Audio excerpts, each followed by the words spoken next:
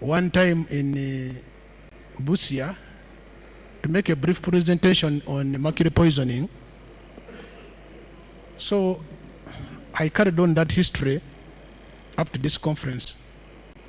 I thought it is very important that participants understand properly what mercury poisoning is, so that they come to terms with the dangers of mercury as we fight mercury together as a nation.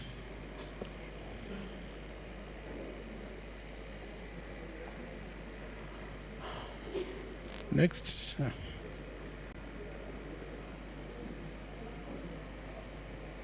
So, what is mercury? All of us have used mercury, but we comprehend it in different ways. Mercury is a metallic element, just like other metals like iron. It is found in the ground, in the soil, and it is also mined, just like we mine gold. It is mined for several uses, most important among which are: one were dental fillings. Mercury was widely used as the first form of technology for making dental fillings. It is old technology and it has been replaced by better technologies now. But the original technology was mercury amalgams combined with silver, tin, and copper. But like asbestos, it is no longer used now because of the dangers of mercury. We had, and we still have, mercury thermometers. Most of you have seen them. Those ones which are put under your armpit, under your tongue. But this is also being replaced by digital technology. Then we have electric bulbs, which used to be very bright lighting bulbs with different colors, and those were mercury lamps. We have skincare products that contain mercury and jewelry that contains mercury. But above all, mercury is widely used in gold processing. And those of you here that are involved in gold processing will agree that when you are using a wet pan mill or a crusher, as other people call it, you might apply up to 2 kilograms or 3 kilograms of mercury in that wet pan mill to amalgamate with your gold as you grind your ore. So mercury is widely used in gold mining and processing, especially in processing. Nobody here?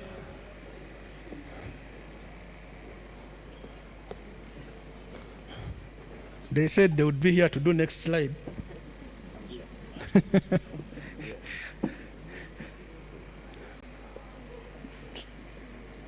So how does mercury enter the food chain?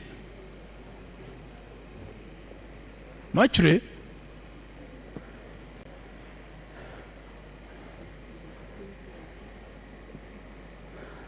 when it is used, especially by gold miners, in panning for amalgamation with gold, and thereafter burning the amalgam to get rid of mercury. Those of you that are not familiar, when you are processing for gold and you want to get your gold from the ore, you have crushed the stones, you wash them, you pan, you keep on reducing the amount and concentrating the gold. Finally, you are left with a riddle. You have a little sand, and that is rich in gold. But how do you finally get out the gold from the sand? So you add mercury. Mercury has a special property of amalgamating, not reacting. Amalgamating, just physical combination with gold. So the mercury will catch your gold from the sand, and then you have to burn the mercury to vaporize it so that you are left with your gold. And as you vaporize the gold, the mercury, it goes into the atmosphere. It condenses and falls on the ground as elemental mercury and contaminates our grounds. Alternatively, during panning, and you've added the mercury, you are washing out the sand. As you are pouring out the sand, you are also pouring out mercury alongside that sand. So you are directly contaminating the water bodies from which you are washing with mercury. We have broken thermometers in hospitals. They have got to be thrown away in trash. And we all know that hospital trash ends up in incinerators where it is burnt and mercury is vaporized and joins the atmosphere. We have broken mercury lamps which directly release mercury vapor, because in lamps mercury is present in form of vapor. So those mercury lamps, when they break, they directly release mercury vapor in the atmosphere. Then we have the older models of power generation systems that use coal. Coal is also a mineral that is found in the ground. And when you mine coal, a lot of contamination of coal with mercury does occur in the ground. And that contamination, when you burn coal, as a result of that contamination, when you burn coal, you are also burning mercury. Small amounts of mercury, but they vaporize and join the fumes that are leaving the coal power plants, and then they condense into the atmosphere. They condense in the atmosphere and fall on the ground. We've got incineration of electronics and medical waste, as I've noted. So mercury condenses slowly, falls on the ground, and it drifts slowly because it's a heavy metal. It drifts slowly into our water bodies, our rivers, and slowly again from the rivers, slowly into the lakes. In the lakes, mercury will be acted upon by natural acids and compounds, and then it is converted into a form that can be absorbed in the food chain. Either seafood weeds or fish can then absorb it. And those of you that come from Kenya, you have both of these products. You have got fish and you have got seafood. For us in Uganda, we only have fish. So a lot of fish and a lot of seafood, other forms of seafood anyway, which could also be things like other creatures that are eaten in the water. They can get contaminated, but mainly fish. Fish is very easily contaminated by mercury in the water bodies. And as we shall see, the bigger fish, the carnivorous fish that eat the other fish, are the most dangerous. Next slide.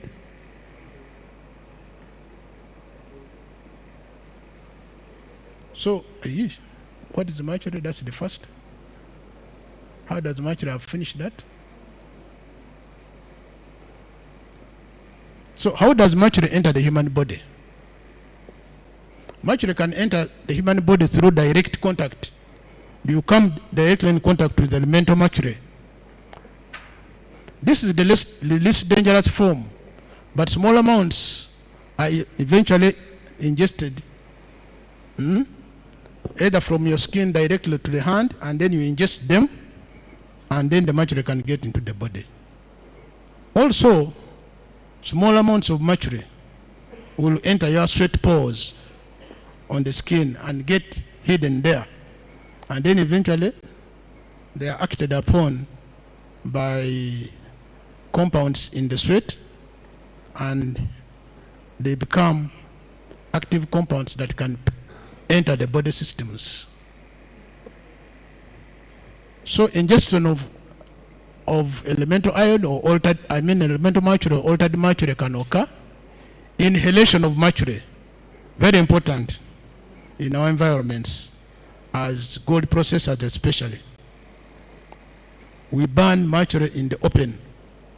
And you know, our workers and even ourselves are equal at risk. Mr. Pade knows that he can never let his gold be burnt in his absence. So he will be there watching as the gold is burnt.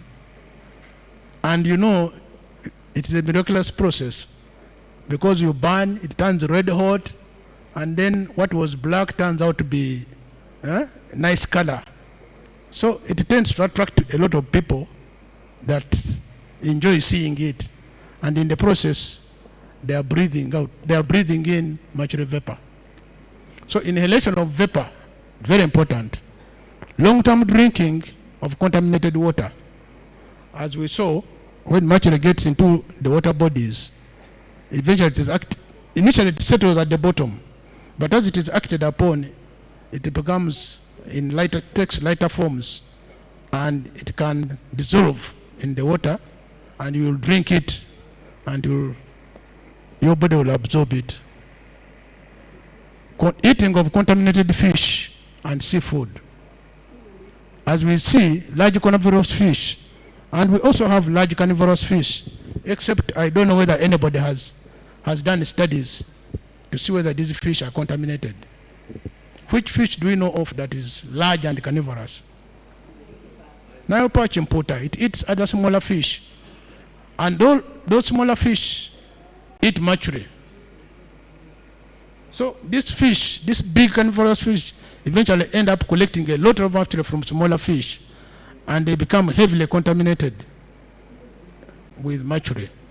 In fact, the large fish can concentrate mercury up to 1 million to 10 million times the amount of mercury that is in the water.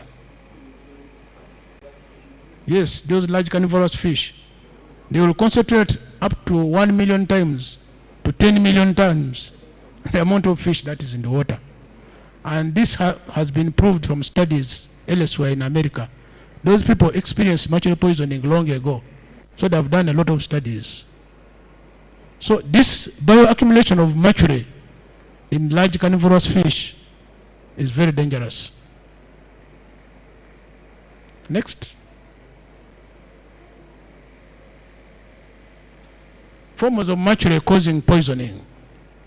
We have elemental mercury, and I've alluded to that, as you can ingest it directly, or it can cling onto your skin and enter your sweat pores and so on. When you ingest it directly, it will be acted upon by acids and other compounds in your stomach and digestive system and be converted into absorbable forms. Then we have got inorganic mercury. That is mercury that is acted upon by inorganic acids in the environment and converted into absorbable forms of mercury. We have organic mercury. Mercury acted upon by organic compounds, organic acids, and it can be converted into absorbable forms. So what is the outcome of poisoning? Outcome depends on one, the form of mercury that you have absorbed, the amount of it that you have absorbed, the age of the exposed individual, and as we can see, fetuses and children are most susceptible. The duration of exposure, the route of exposure, inhalation, skin or ingestion, underlying health conditions, like we saw with the COVID. Underlying health conditions always affect the outcome. What is interesting to note is that there is no proven association between mercury and cancer. So nobody should tell you that mercury causes cancer. It doesn't. So we can now look at elemental mercury poisoning. It occurs predominantly through inhalation of mercury vapor. Mercury is trapped in the lungs, causing cough, difficulty in breathing, headaches. You develop a metallic taste in the mouth, nausea and vomiting, swollen gums, and bleeding in the gums. It is an acute illness, and if massive contamination, acute illness, if massive contamination, or slow chronic illness. So it could take two forms. If there is massive contamination, you are breathing in a lot of mercury vapor, you will get acute illness. Suddenly you are ill and you are hospitalized. Mr. Paddy, if I contained you in a room with mercury vapor for a few minutes, you will develop very serious acute illness. It is because we breathe this mercury in an open environment. So we rarely see the acute illness forms of it.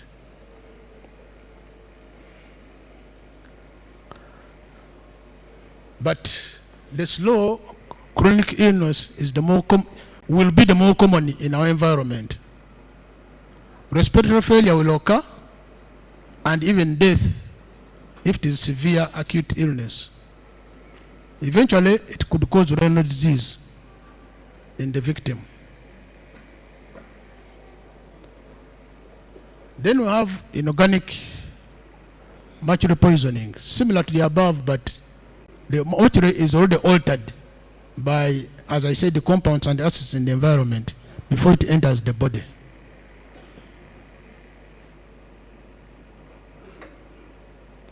Mercury will enter the blood, and from the blood to the brain and the kidneys.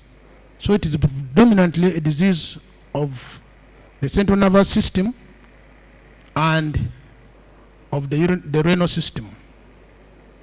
The symptoms are burning sensation in the mouth and stomach and skin, nausea and vomiting again, diarrhea, vomiting blood, headache, skin rashes, muscle weakness, twitching and wasting. The muscles just begin twitching like that. The waste means the muscles become thin and very, very weak. Inability, irritability, mood swings, mental disturbances, insomnia or loss of sleep, and memory loss. That is the predominant central nervous system presentation. Nervousness and excessive shyness, and then dark urine if the kidney is involved. Organic mercury poisoning. Mercury is acted upon by complex organic acids and compounds. It enters the body through inhalation, direct contact, ingestion, or consumption of contaminated fish and seafood. It is slow in onset, and symptoms last years to decades. And usually, large-scale exposure can lead to acute disease. Most mercury poisoning, however, is due to organic mercury. So most of the people that will show mercury poisoning are poisoned by organic mercury. So disease due to organic mercury poisoning. Mercury poisoning is predominantly a neurotoxin, so causing mainly chronic disease, numbness and dull pain in several parts of the body, tremors, unsteady gait, you walk like a drunk man, double vision, instead of seeing one person you are seeing two, but it is one person, blurred vision, you don't see clearly, memory loss, irritability, excessive anger, and mental disturbances. Seizures and convulsions can also occur. Somebody, I don't know what we call this in several languages, The Samia Bagwe call it endulume. I don't know what other people call it. The Baganda call it what? The Swahili call it the gerege. The gerege. Endulume. And Simbu. Yes. So somebody develops a Simbu out of nowhere. Reproductive disturbances will occur both in women and men. Weakness of erection as a complication. Hematological and blood disease and renal disease and renal failure. Those are the terminal outcomes. Next. Mature and unborn child. This is a very important area. Mature passes through the placental barrier to the fetus, causing fetal poisoning. As you know, God was very good and he separated the fetus from the mother so that diseases that affect the mother should not affect the fetus directly. We call that the placental barrier. But mercury is capable of crossing the placental barrier and affecting the what? The fetus. So it affects mainly the nervous system of the baby. And the baby will show poor neuromuscular performance, poor attention, the fine muscle movements are affected. And you know, fine muscle movements are movements of the hand predominantly. And when they are affected, the baby cannot perform those fine muscle functions properly. So the baby will not be able to use their hands normally. Language skills are affected. There's visual incapacitation, poor memory, and learning difficulties. So it might affect the child. 10 of them will have sufficient mercury in their blood system to cause fetal disease or fetal poisoning in their offsprings. So it's a serious problem. So those of us in East Africa that are not yet there should learn from these people and avoid that situation. Impact on the health system of mercury poisoning. Expensive case management. It will be very expensive for us to manage cases of mercury poisoning. Because one, you require x-rays to investigate them, because they present in several forms that will require x-ray analysis, x-ray investigations, especially if it is a respiratory disease like we saw. Laboratory tests have to be performed, and these are expensive and elaborate.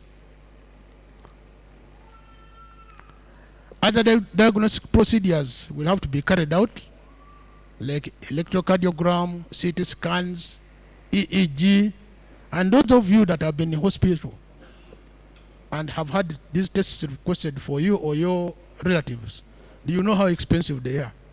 ECG, very expensive. EEG, very expensive. CT scan, 350,000 shillings plus.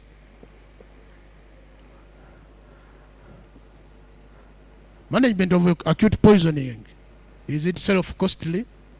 Chelation as a form of long-term treatment. Chelation means you are being given drugs that are combining with the mercury in your body and helping your systems to get rid of it through urine, like that, or through sweat, slowly. And these drugs are expensive. Oxygen in acute cases has to be given. Drugs have to be given. Renal dialysis has to be performed. Renal dialysis, maybe our Kenyan friends are familiar with it because it is in Nairobi Hospital. But here in Uganda, I think we have 1 or 2 or 3 places that carry out renal dialysis in patients that have got terminal renal failure. If you have been through it, you know how much it costs. The patient has to go there weekly for renal dialysis. And every time they go, they are paying over 1 million shillings. So as you do gold mining, stack something away for some of these things if we don't get rid of mercury. It can end up eating all the savings that you made in gold. Surgery to remove mercury deposits in the body can be carried out, and this is expensive too. And then we have the cost of long-term care of the patients because it is a chronic illness.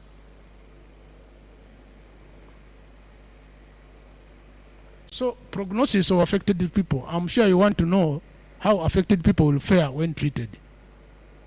Mercury is a dangerous compound, and mercury poisoning is a serious illness. Prognosis will depend on extent of exposure, amount of exposure, and underlying health condition of the affected person. Mild cases with good treatment to remove mercury from the body, they will respond well, very well actually, and almost heal completely. Okay.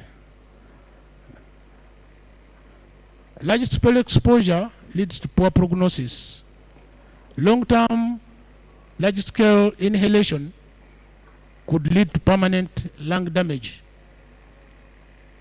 Brain damage is very difficult to reverse, and affected babies will have long-term negative effect on their health. Next. Prevention of mercury poisoning. Limit eating of fish from contaminated water bodies. Pregnant and breastfeeding mothers in polluted areas should avoid fish altogether. Work with PPE, boots, gloves, masks, and gowns. Even when we are burning this mercury, can you imagine we have masks after COVID, but we don't wear them? Almost everybody will have a mask in their home. Regulate or stop mercury use. Fume chambers, retorts, and secluded processing areas. That's the way to go if we are to continue using mercury. Secluded processing areas, retorts for burning of amalgams, and use of fume chambers. Technology change. For example, the outdated dental technology should not be used. Digital thermometers instead of mercury thermometers. LED lighting instead of mercury lamps. Handle mercury spills appropriately, and where possible, do not use vacuuming for clearing mercury spills. But vacuuming is very dangerous because it causes evaporation of mercury. The way forward, poisoning is often long-term. There are a growing number of people that are exposed because of widespread use of mercury. Share the water bodies with shores and offshore gold mining and processing activity. Look at Lake Victoria, for example. In the Nyanza area of Kenya, in Uganda, Busia areas and Namaingo areas, and in Tanzania, Shinyanga areas and those other areas. They are all surrounding Lake Victoria. So rivers from these areas are flowing into Lake Victoria. And as East Africa, we need to look at that jointly. Long-term unregulated use of mercury is a problem. So there's need to set up a regional center of excellence for management of cases of mercury poisoning, because we know we shall be getting mercury poisoning cases.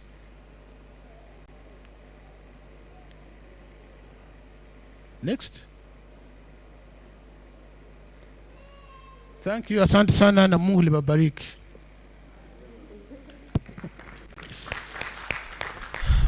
Thank you. I know that we may have some questions, but given that it's been a cold, difficult morning, let's break for tea for only 20 minutes, pick the tea, and then we can do the questions as we transition into the presentations from NEMA and Planet Gold. Sindio? Okay. We have already prayed, so just pick a snack and something hot, and then we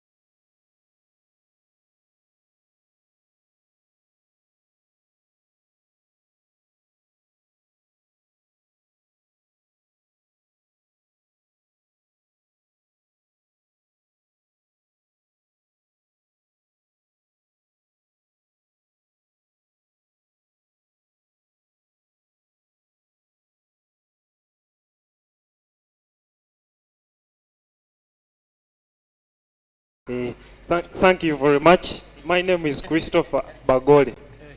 This is not a question. I'm just a little bit supplementing on what Doctor says. Doctor, thank you very much for the presentation.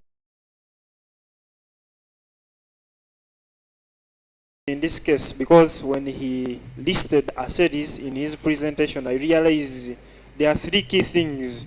Because when you look at Mercury, we are basically looking at the source and the sink bit. And now, when they summarize the three, the source aspect is the chemical bit, because people do the amalgamation, that is a chemical process. Then the actual burning of the mercury, of the amalgam. Then the other, the heap leaches and the heap leaches, then also the discharge of the wastewater contained in the mercury. That is basically a chemical process involved, and that is for the source.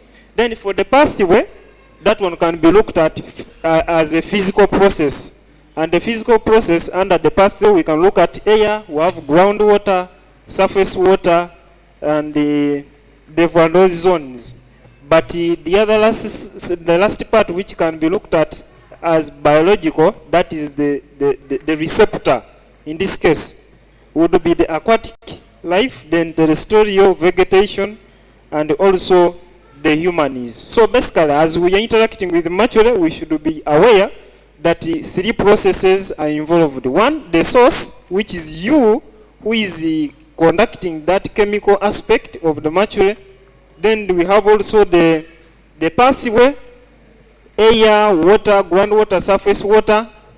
That is, it is like it transmits. The transmitter, then the receptor, which are us, the humans, the aquatic life, the vegetation, and last the terrestrial life. Thank you very much.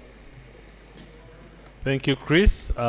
Christopher is from Busitema University. And like I told you yesterday, they are doing quite a bit of work with artisanal miners regarding research and innovation. Yes? I'm Robert Katawera. Dr. Benjamin, thank you so much for the presentation. Mine is a simple question. Doctor, can some of the detoxification programs help someone who is already affected by mercury? Detoxification programs, I mean, sometimes we use the natural ones, like the garlics, the lemons, and the likes. Can they help someone who is already affected? Okay. We can only take one more. Okay. Behind you.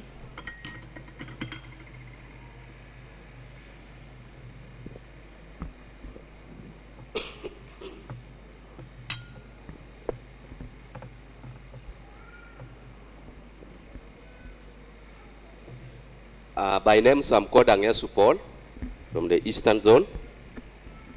I would like to appreciate and thank Mr. Dr. Wawire. Thank you very much for your research. It's very wonderful.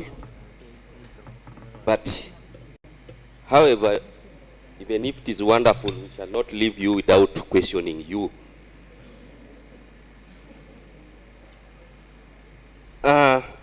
It is good that now you are in the mining department. I would like to know, after you knowing all that research, are you still using the mercury? And how are you handling your gold processing? And what are you using, such that we can also start using it and stop using mercury? Then the other question is, this one goes to the government representatives. I would like to know, was the government aware of all this information? And if it was aware, where has it been along? Because the exposure of mercury has gone ages and ages. as far as the artisanals are concerned.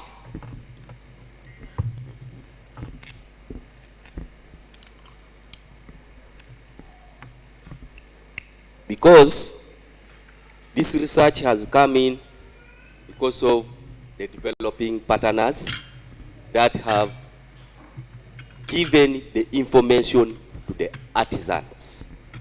Where was the government? Thank you. Okay, I think let's have, you can switch off the mic and stay with it. Let's have, of course, I have to come to you. So my volunteer, can you take the mic to...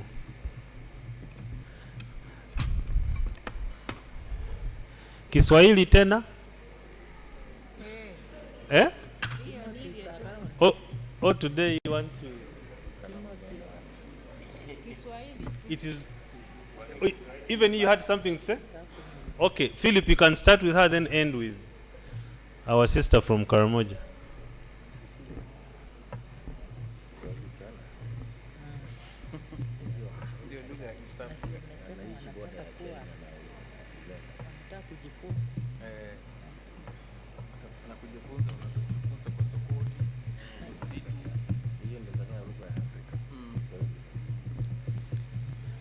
You can pick the second microphone here. Check 2.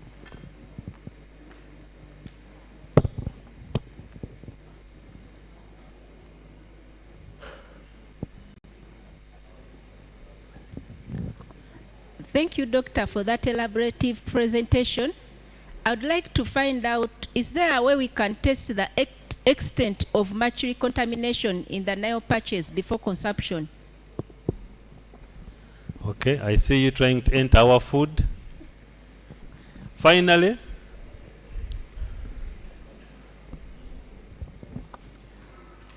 thank you very much. There is a question here. How can we determine that we have mercury in our bodies? And where does mercury stay in the body? okay. Okay, that is the last one.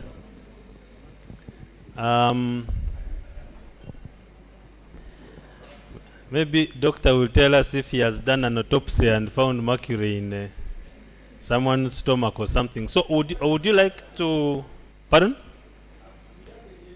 You have, we had closed the questions, but let's make it very, very brief as we try to. Thank you very much. By the names, I'm called Danielle De Monica. This goes to the doctor. The question is, you have said that we should use PPEs for preventing the use of mercury or when using the mercury. Now, when we are doing the amalgaming and the burning of mercury, remember that this mercury evaporates. So I wanted to know, if you yourself, you're preventing yourself, what of the person who is not prevented? How are you going to help that person while you're doing the burning of mercury? Thank you. Burning of gold. Okay. Jemo, oh, you have? No, mine is also similar. Yours is it? Similar to her. Jemo, return the mic. Doctor, we are going to give you 10 minutes to respond to those important issues as we transition over there. Over here. As we transition to, in front of you, Jemo. You want, oh, okay. As we transition to NEMA and Planet Gold, with a small surprise in between. Chris, I didn't know that you are giving me such a huge task. I thought it was presentation and that would be all.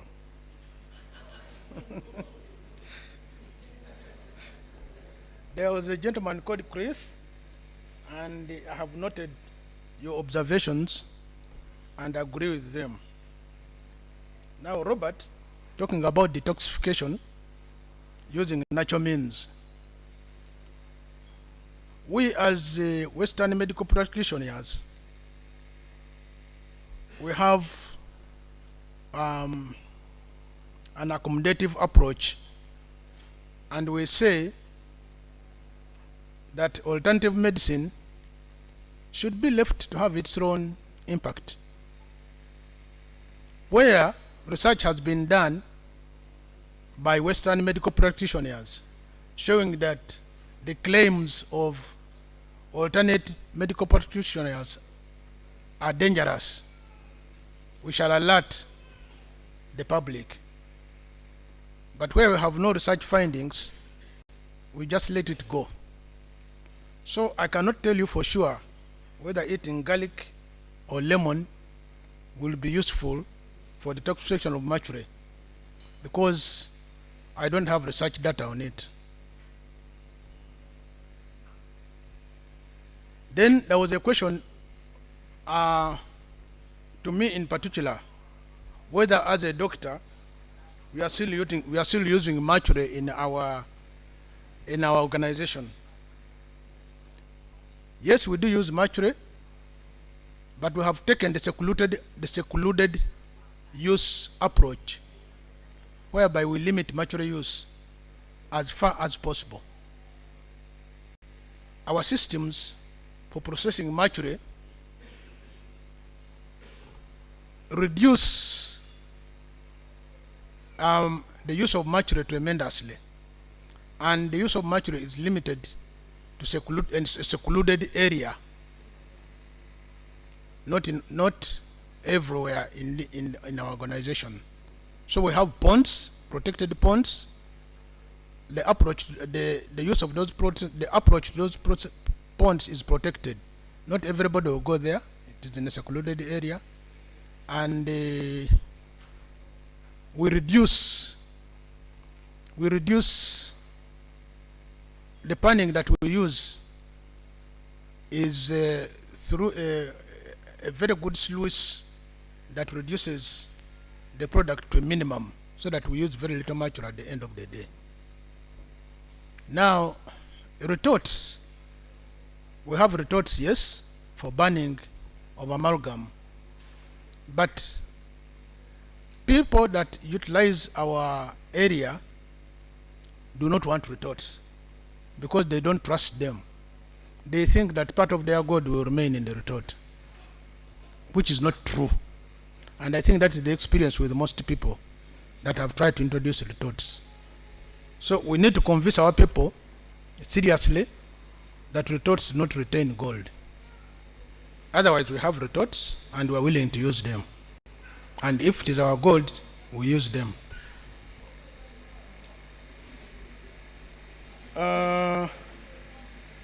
I will help my government counterpart, not a counterpart really, but my government colleague, that it is not too little too late. These interventions that can be taken, they can still help. We still need to assess the magnitude of the problem of contamination of our environment with mercury. We need studies on fish to see the extent of contamination of our fish. We need studies on our water to see the extent of contamination of our water. We need studies on our foods, especially those that are in the water, the contaminated water areas like yams, to see whether they are accumulating mercury and see the extent of exposure of our people to mercury, to the dangers of mercury poisoning. Then we need studies on the people that are handling mercury to see the extent to which they are affected by mercury. Blood samples and urine samples are important, but also X-rays and CT scans are important to see the extent of accumulation of mercury in the brain and the renal involvement in terms of accumulation of mercury in the kidneys.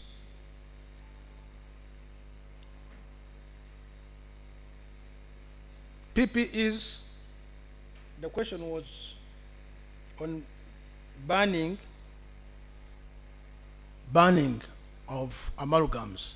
Banning of amalgams is bad for everybody because you who is close are most affected, but you who are far, you will eventually ingest this mercury when it enters the food chain.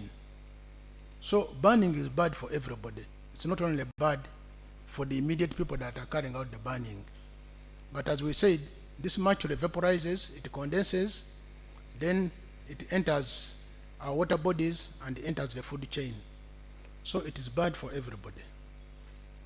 I think those were the questions that I had. Thank you. Thank you, Doctor, for falling into our ambush and fighting your way out. You're a good veteran. A round of applause for the only retired doctor I know who is into mining. As a researcher, I also want to, someone was asking how you know that maybe a fish or a human being has mercury. We did some work with NEMA, and we came to most of you trying to collect your urine to go and test it for you. The men didn't want to give us urine. Why are men mean with their urine? I found it funny. But we got some urine and we tested, and the results are public.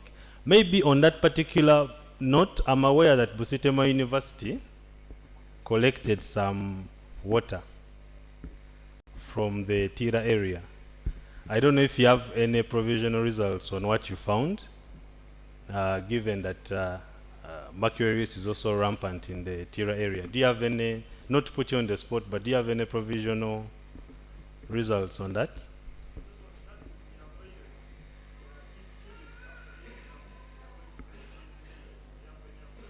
Okay. Okay. Who was the micro? Who is my good friend Jamo, the microphone mover? Jet. James there is a founder of an organization called Kayese in Karenga.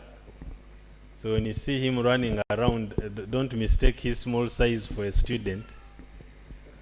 He's in charge of very many families where he's coming from. He's the CEO. Thank you very much. So I was saying that you know, at Busitema University in particular, our department, before our students graduate, they are put on a task of like assessing, scanning the environment to make a few kind of discoveries, and it's that they have now they are getting done with their exams this Friday. So by Monday they are going to make a panel presentation at defense. So that's where we shall be in position to retrieve what their findings were as regards to the water samples that they collected previously. Thank you. In other words, not yet. Not yet. Okay. So,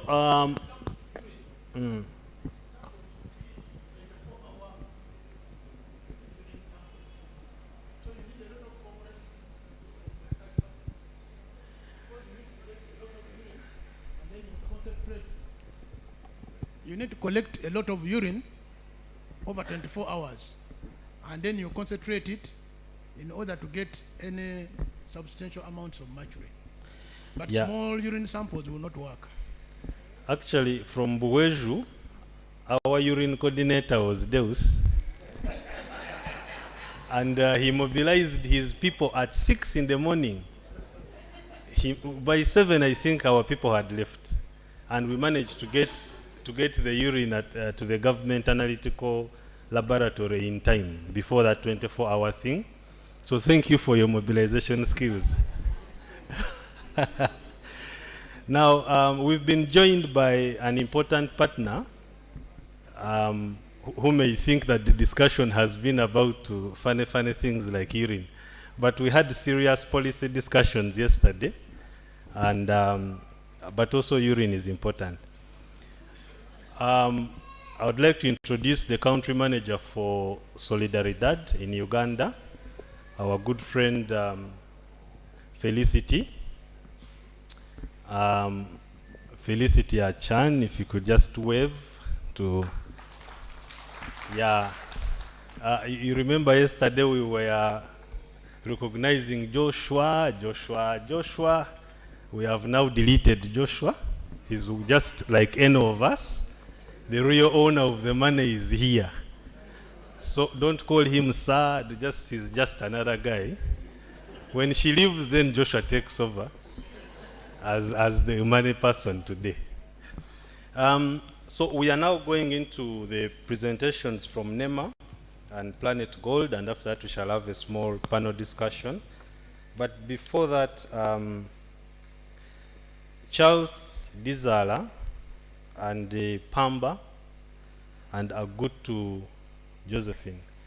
There is a small tool that we developed with Solidaridad that we intend to use in 2023 to track the progress of mercury reduction techniques, mercury reduction sort of processes at different gold sites in Uganda. And we got some few champions to try it. And I know that DGSM is here. In this case, I mean you, Philip, but I also know Morris is coming and someone else. And as of now, as you can see from that publication we gave you, using mercury is illegal. And you can be fined or arrested or both if you're found using it. But among the policy proposals that we gave the minister yesterday, ourselves and UGAZM, we think that is not practical for now, irrespective of all these problems, but it can be achieved. And part of our campaign in this project with Solidaridad is to promote the three I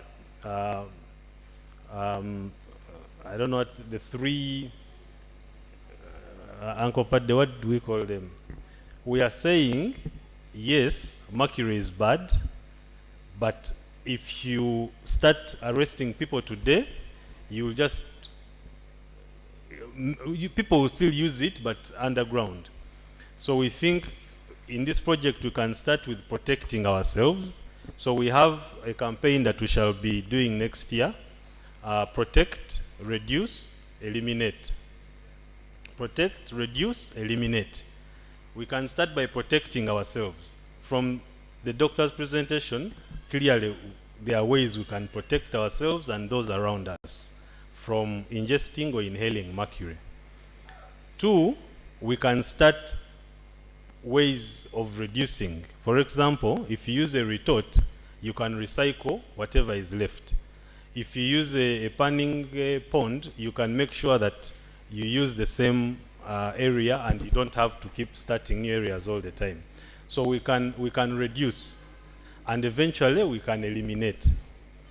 I want to say that obviously that campaign contravenes the current law because government is saying stop. So we are going to engage them on that protect, reduce, and eliminate. And still, it will be as we're also promoting alternatives. So I want to ask Charles and Agutu and Pamba, who have used that tool that we gave them, to just take 2 minutes to tell us what feedback do you have from using that? Because as we start using it next year, we want to be able to report that maybe in January, site A was using 1 kilo of mercury, and now it is November, we are using 0.5 kilo because of the following things.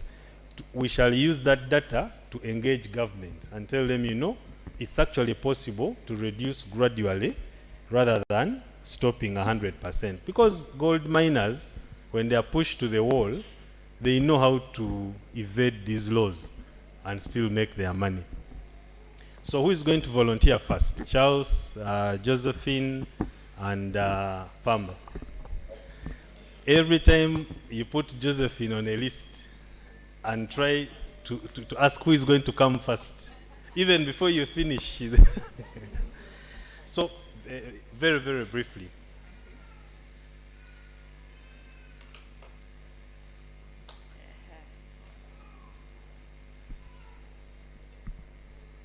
Thank you so much, everybody today and present in this room. Josephine Aguta, my names. And within a spell of like 3 weeks' time, we were carrying out a survey, and this tool was given to us by ASEMP to try and find out on issues of matchery. But prior that, we had been in a workshop where we were trying to engage with the other miners, and we were looking at the protection part of it, how we can begin by protecting ourselves as per the new Mining Act, which says matchery is no more.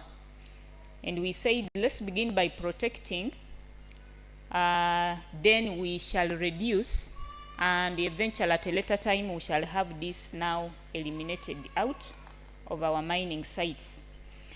Now, I did this survey in Busia, specifically in the mining communities of Busia, and I did this in 12 mining sites. Among these 12 mining sites, 10 of them are formalized and they are legalized. They have operational licenses, they pay taxes and what you know. And the 2 are only formalized, meaning they are registered at the sub-county level and they have the constitution that governs them. This was in Namungodi and Angariama that are just on their process of getting now legalized. Now, when we engaged with the miners, we found out that they have some knowledge. They are aware matchery is dangerous, and some of them had been trained on the dangers of matchery. Like if you ask, they're able to tell you. This was in the 10 mining sites of Busia. How they do the panning? The panning was still the for those that are legalized. They have areas that they have designated to do the panning of their gold, and you will find most of these areas having sluicing ponds that have been put, and that's where they do the whole process of their gold, and also do the burning of their gold at the mining sites. Then from there, it's when they take it to the market. These people have retorts they are using. In summer, there is a retort. In Busia United, we found a retort. Tira small scale, mention all those. They have retorts that they are using to do the burning of their gold. From there, I also went and made some engagements with the gold buyers. Now, when I reached these gold buyers, at a time when they are buying, the customers brought them gold. What they do is that for them, they put on masks when they are going to melt their gold. Meanwhile, the buyer, like Doctor says, wants to physically look at the gold being burnt because he doesn't want to be cheated. And it's only like 3 of them among the 5 that I visited that had retorts. But this person will get the retort, open it, and he wants to see nothing is remaining inside these retorts. Meanwhile, the owner, the customer, is just looking on and is getting exposed to the fumes that are getting out of the what? Out of the matchery. So when you get to these formalized sites, business is even worse off. Because they just tell you, okay, we are aware matchery is dangerous, but they are doing it all over.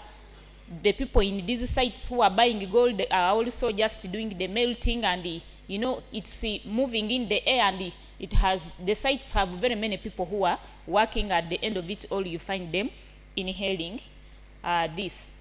So now, as we look at the data we have of miners in Itira, we are about 1,500.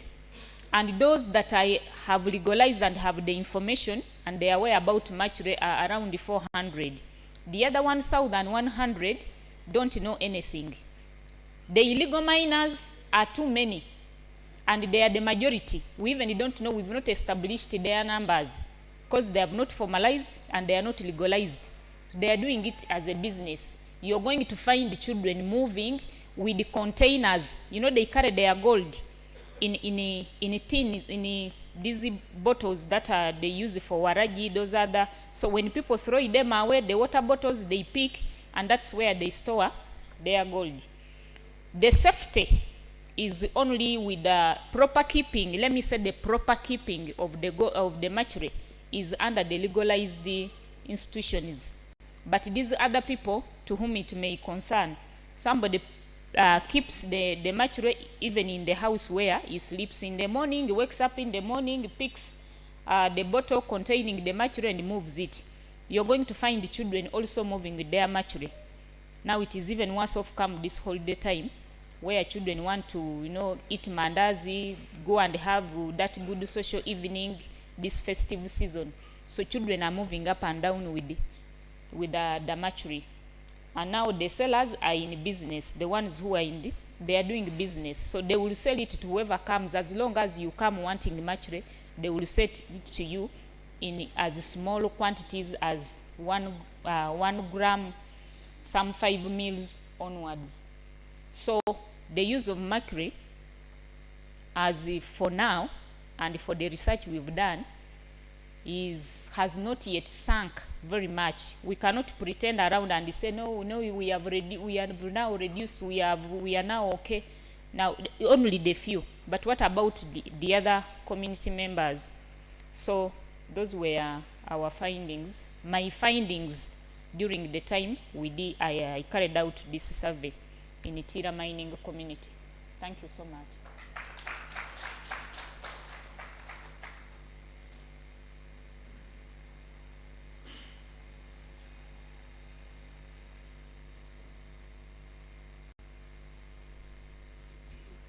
Good morning, ladies and gentlemen. By name, I'm Dizara Karoli Charles, the chairperson Yugasam, Karamoja region. We managed to visit 4 sites during this survey, and these included Chepkarat, Cheptakol, Acherere, and then Rotongiri in Moroto. The Cheptakol and Chepkarat sites, unfortunately, all the miners there are using mercury. And they are aware of the dangers of using mercury, but they say they don't have a physical or a viable alternative to use. Unfortunately, none uses any protective measure, be it during extraction, be it during the burning out. Burning is done both in the open and also behind closed doors, as buyers do the buying of the gold. We have almost most of the miners formalized in these sites, but of course do not have licenses. They are all informed of the dangers that are associated with mercury, but they insist there is nothing much they can do apart from dying the other day. They live today to survive. In total, there are approximately about 560 miners in both Cheptakol and Chepkarat mining sites using mercury. At Cherere, we have about 60 miners, and 30 of them are actively using mercury. There is a success story though. In one site in Lupa sub-county, Rotwangiri, and all the other sites that we are yet to visit, where over 200 people are successfully mining without the use of mercury. They are all informed of the dangers that are associated with using mercury, but the good thing, they have an effective bylaw against the use of mercury that was put in place some 3 years ago, and it's a story that I wish we would share nationally, because this is an historical gold producing area that in the entire Karamoja has successfully fought the use of mercury and made it very criminal to every other person who goes to join them. I think this is all that I could offer now. Thank you.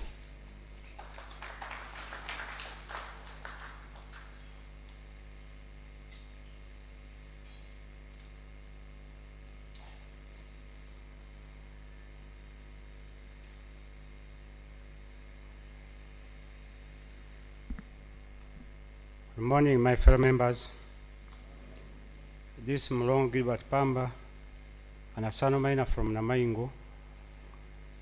At the same time, the chairperson for Asano and small-scale miners at district level. This is what I got from the tool I was given to go around the sites. Namaingo has a number of sites. One, we have Buheri mining site in Bukana sub-county, Kifuyo mining site in Buinja sub-county, Nakudi mining site in Ibanda sub-county, Seka mining site in Ibanda sub-county, then Butebei mining site in Mutumba sub-county. That one of Buyanga, which is in Suguru sub-county, I didn't manage to go there, but what I got from these other sites are as follows. On formalization status, I got that some few groups had registered, because at the district we had registered, as at Sano Miners, Ugasam, we had registered 90 groups. Those ones, they had even registered with the local government, but not yet to the,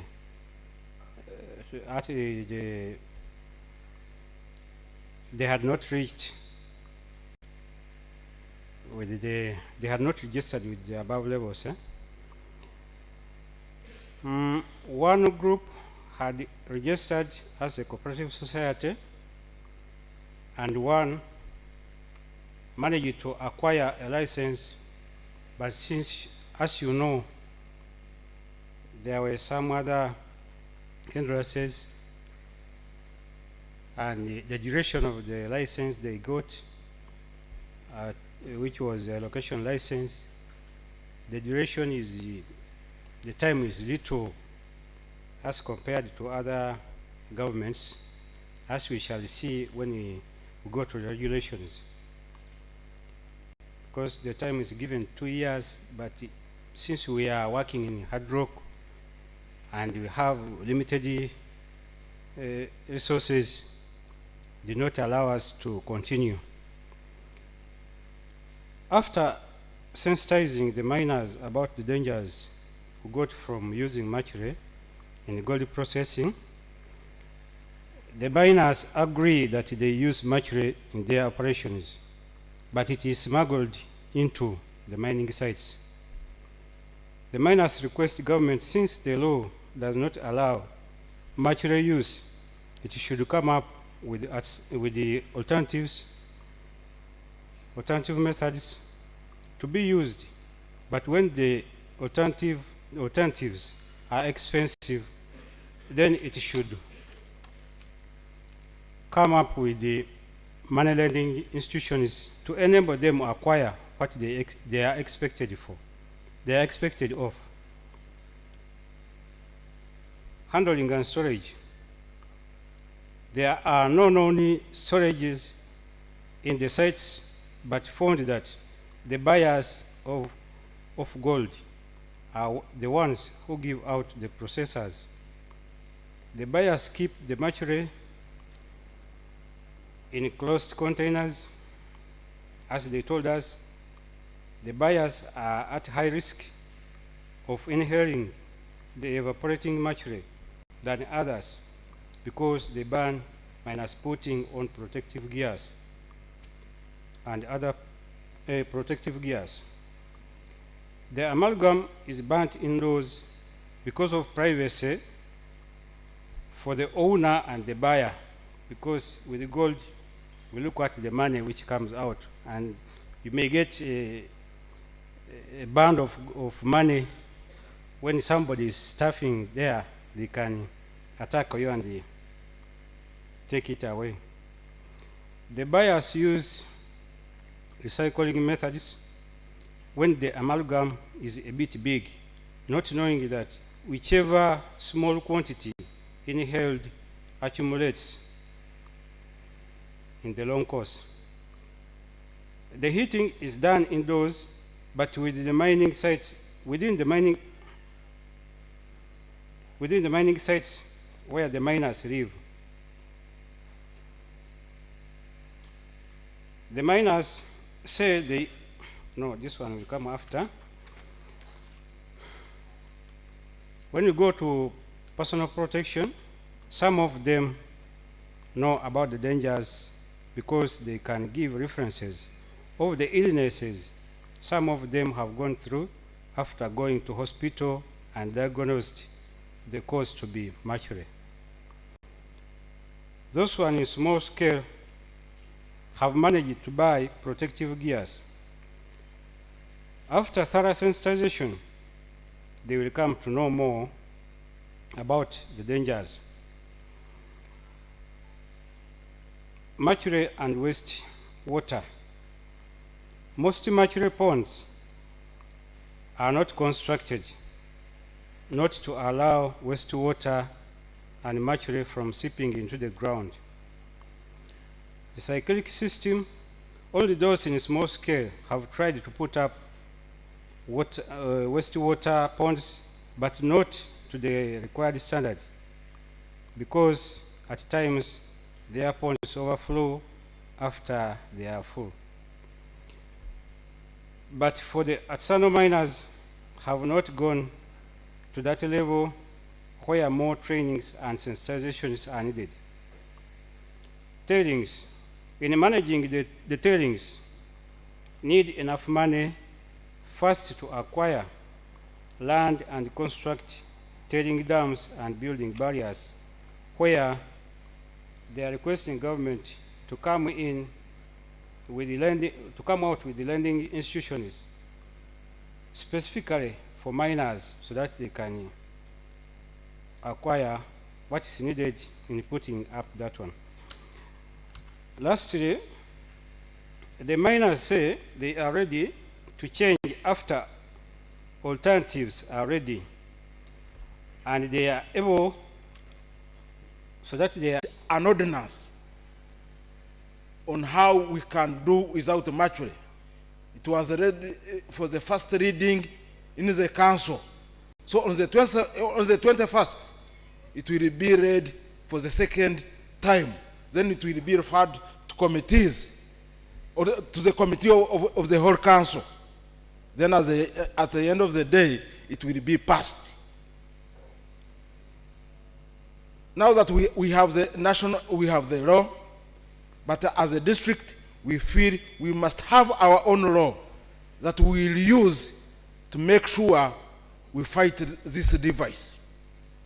So we feel that we must use all the stakeholders. All people must be involved. As leaders of artisanal miners, we must engage our artisanal miners. Leaders of our local government must engage other stakeholders through different channels and different structures of government to make sure the mercury is phased out in Uwezo. But we still think, now that there is a law, you cannot not just impose people, you cannot just go to people and say, stop mercury. There must be a process. There must be a transition, which we think we must protect, reduce, and eliminate. So that is the approach we are using, and with this tool, I think it will help us see where we are doing badly and where we are doing bad. So for those few remarks, I thank you very much.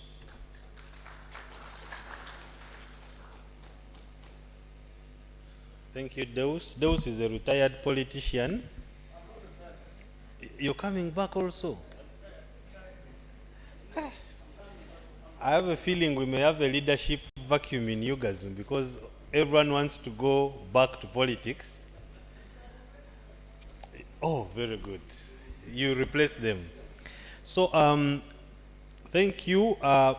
This may sound a bit strange for our colleagues in development minerals, but and the 3Ts and the iron ore, I think I saw someone from Chisoro. But this is a data collection process that will take some months, and we hope if it actually shows some success, we can interest NEMA and government to join us in understanding how mercury is being procured, used, managed, and disposed of, rather than just enforcing that it should be outlawed immediately. Because we know from what people are saying here that it will be hard to just outlaw it. So thank you very much. I want us now to transition to NEMA, who are the custodians of the National Action Plan. Uganda has a National Action Plan that was developed by NEMA in response to global commitments the country has that is supposed to help the country eliminate mercury, not just in gold mining, but in other, as you know, mercury is used in other other industries beyond just gold. She will tell us. But today's event is about artisanal and small-scale gold mining, so she will also stick to that. But you know that mercury is in bleaching creams, in dental amalgam, and other things. So the person in charge of the presentation, and you want to make it from there? If you have your laptop, you could make it from there, but even there is fine.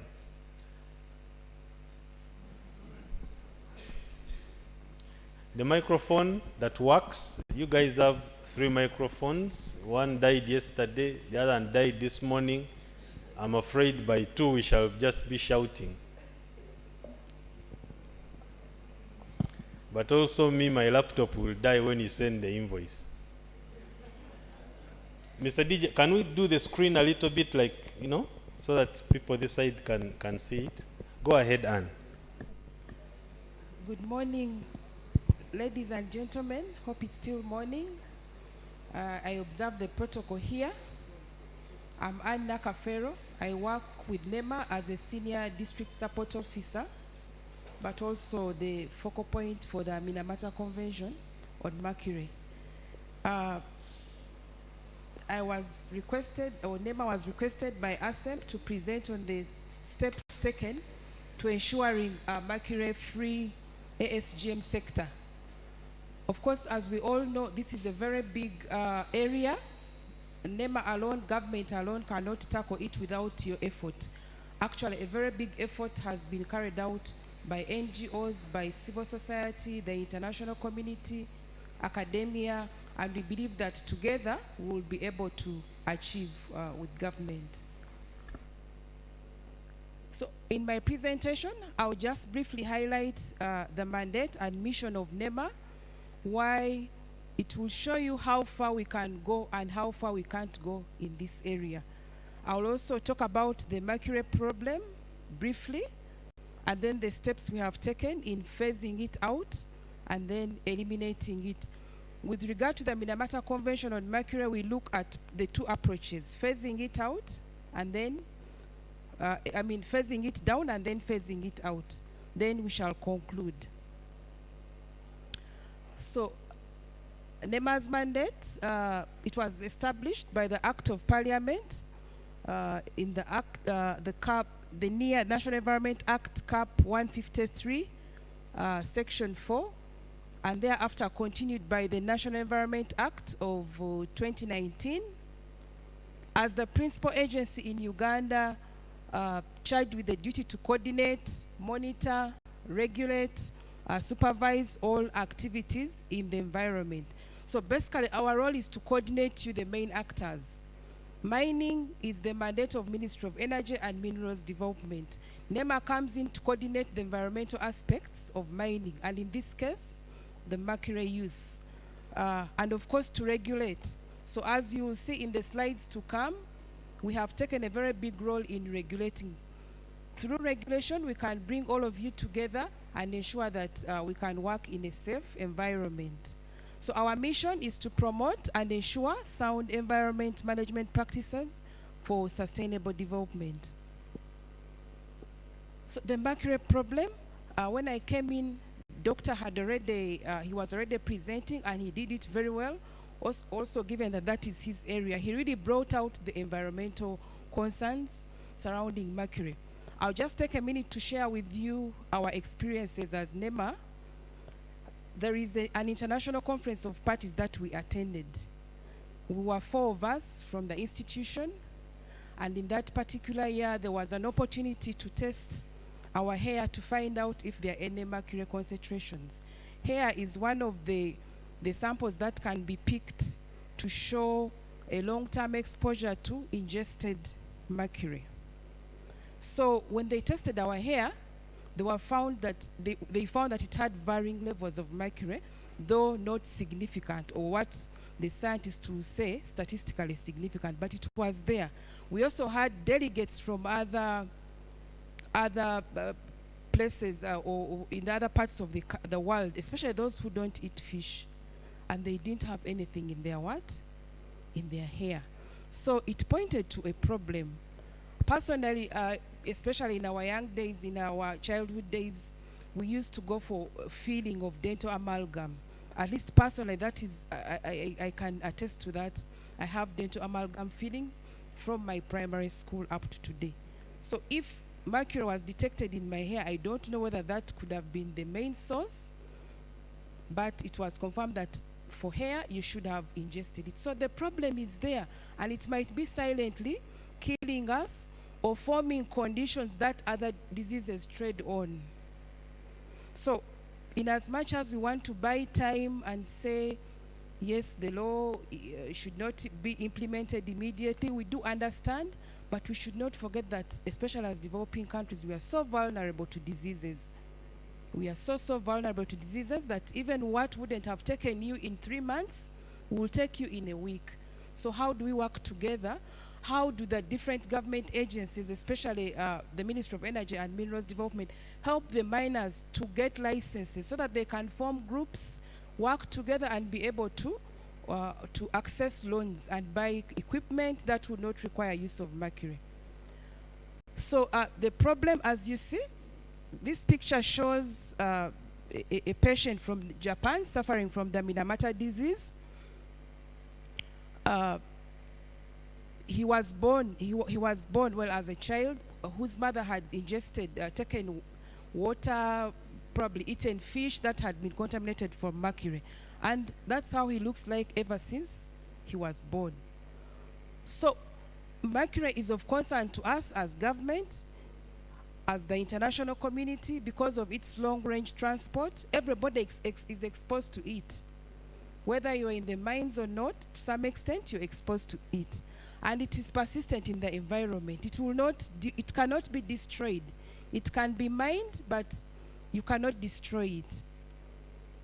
And then it accumulates. For instance, if you had two sizes of fish, one weighing probably 5 kilograms, because the more weight, the bigger the fish. Then you have a fish B, which weighs about probably 5 grams. If all of them have been eating food, or what we call algae in the aquatic ecosystem, the bigger one will have more mercury than the smaller one, because it does what? Bioaccumulates. So because of such properties, it is quite dangerous to us. And it has been listed among the 10 chemicals of public health concern by WHO. So as the doctor mentioned, it's a potent neurotoxin that poses risk to human health. I've already explained that photograph of that gentleman who is suffering because of what? Of mercury in his body. Yes, I will also highlight a little bit because doctor had mentioned them. Now the effects of mercury depend on the form in which it was what? In which you are exposed to. Of course, the dosage, the age. As doctor said, the unborn child is likely to be what? Affected by mercury once the mother has been exposed to it. And of course, the duration of exposure, the route of exposure. Did you inhale it, ingest it? Did it come onto your skin? And it is said that the long-term exposure to low levels, even with low levels of metallic or organic mercury targets the what? The nervous system. Whereas the long-term exposure to low levels of the inorganic one targets the what? The kidneys. Yes, so that lady you still see was born in 1956 and now 66 years old, and she's suffering from the Minamata disease. She was in the womb of her mother. So short-term exposure to higher levels of mercury or any form of mercury can result in damage to the brain, kidneys, the fetuses. Now, the other photographs were out of Uganda. What about our little ones whom we keep in the mines? As the baseline estimates report indicated, women's population in the mines is from 25 to 45%. So we are already exposing the mothers, who in turn will pass on the mercury to the what? To the children. But we also have the children at the mining sites. Others are babysitting, others are engaged in the actual panning, and just like we see. So all these are what? Vulnerable populations that are at risk of being exposed to mercury. And the common markers for human mercury exposure are blood, hair, like I indicated, urine, and probably the other scientists will tell us there are other areas that could be tested. But for now, that is what has been published. So when NEMA carried out a Minamata initial assessments in 2018, it was established that approximately 32 kilograms of mercury are released into the environment annually. However, the baseline estimates report equated it to 15,000 from the SGM sector. And this is not something small.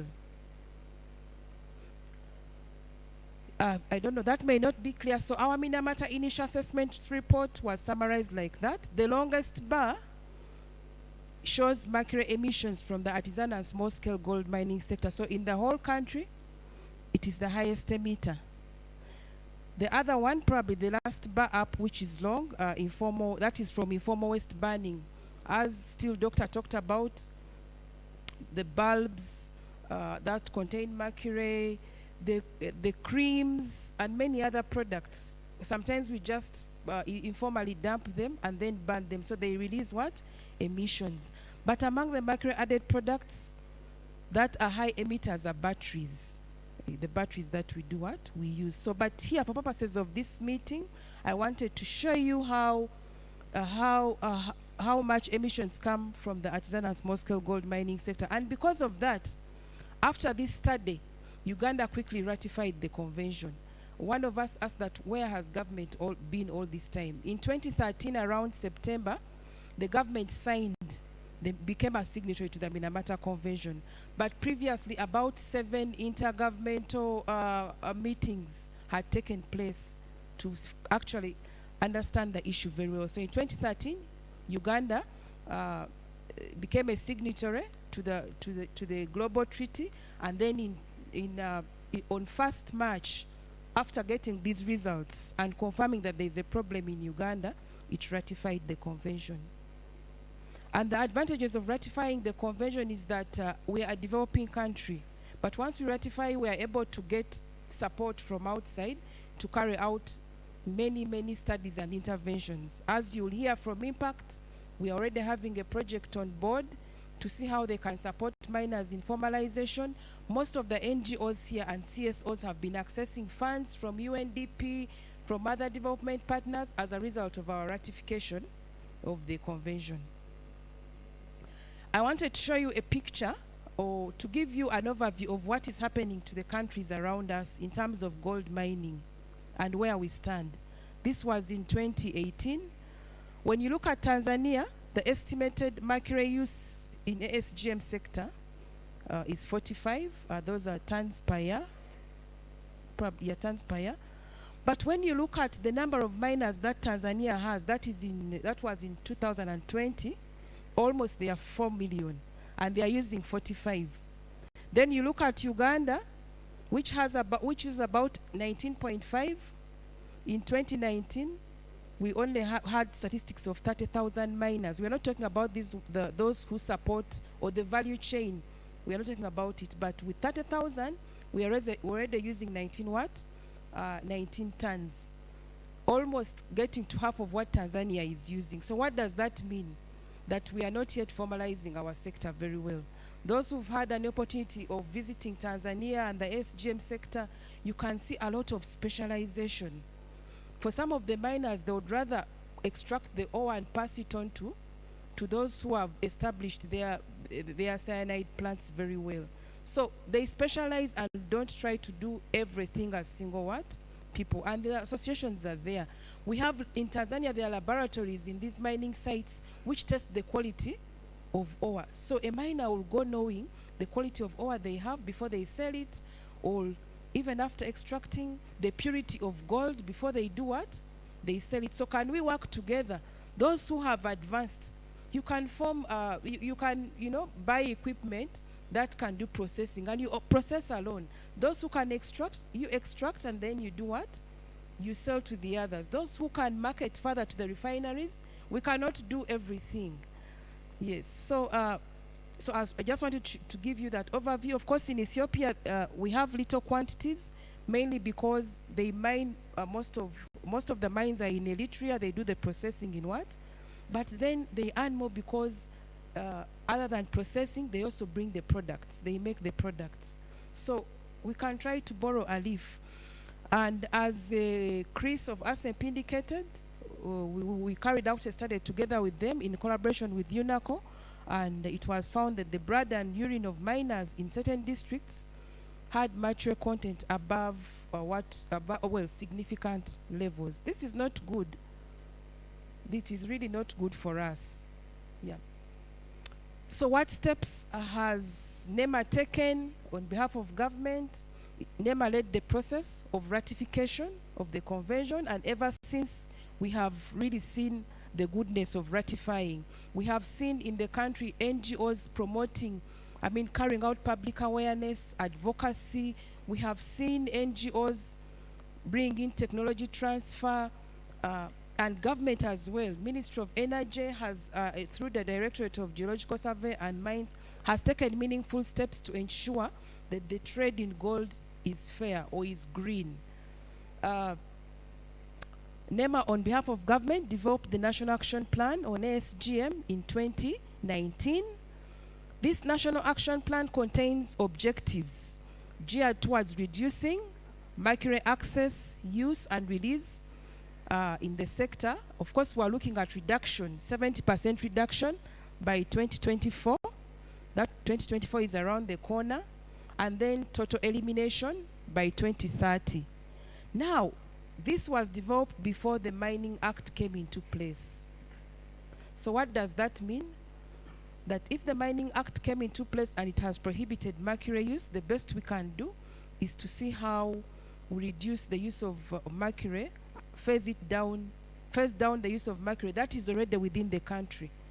That which has not entered, it's going to be very, very difficult. By the way, it's going to be very expensive to access mercury. Yes.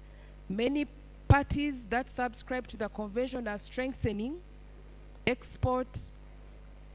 It is prohibited to open up new mining sites of mercury which were not existing before the convention. So if you're buying probably a kilo at 800,000 today, it might even go 5 times. It's going to be very difficult. So how do we quickly work together to avoid spending more in smuggling or hiding? So, as NEMA, on behalf of government, we've carried out public awareness, outreach programs. We've prepared a documentary on ASGM that has gone beyond the borders. And probably through this documentary, many international organizations are coming on board to help. Mr. Deus forgot to mention the development of an ordinance against mercury use. I really like the spirit in Buheju district. That ordinance was developed out of their initiative. They said we no longer want to use mercury in Buheju, and we are into developing the what?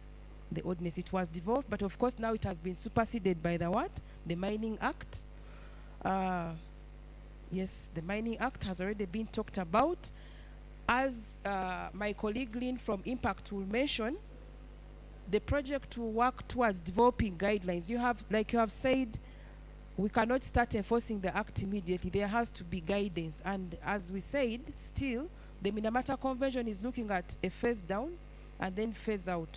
So we will see how to reduce emission from the existing source or the existing quantities of mercury. Probably another project can come to assist and find out how much mercury now do we have in the country. The other ones were what? Estimates. And where are they? Where are these stocks kept? Then which are the contaminated sites? Because even the contaminated sites continue emitting even without the use of what? Mercury. So we are going to work together to see how we phase down. And you all be part of the process, like you hear from Impact.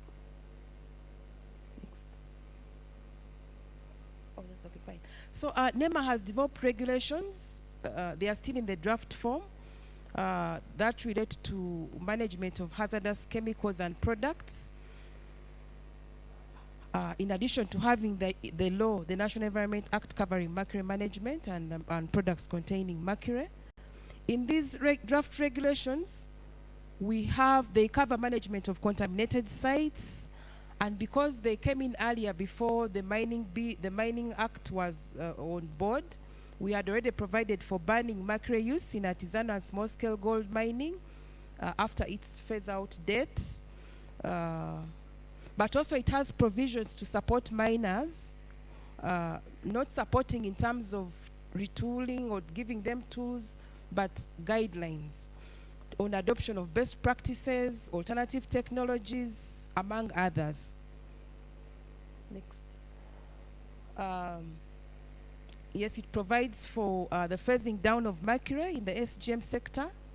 And here it is saying that miners will take all measures to reduce the emissions, releases, and risks of exposure in that period.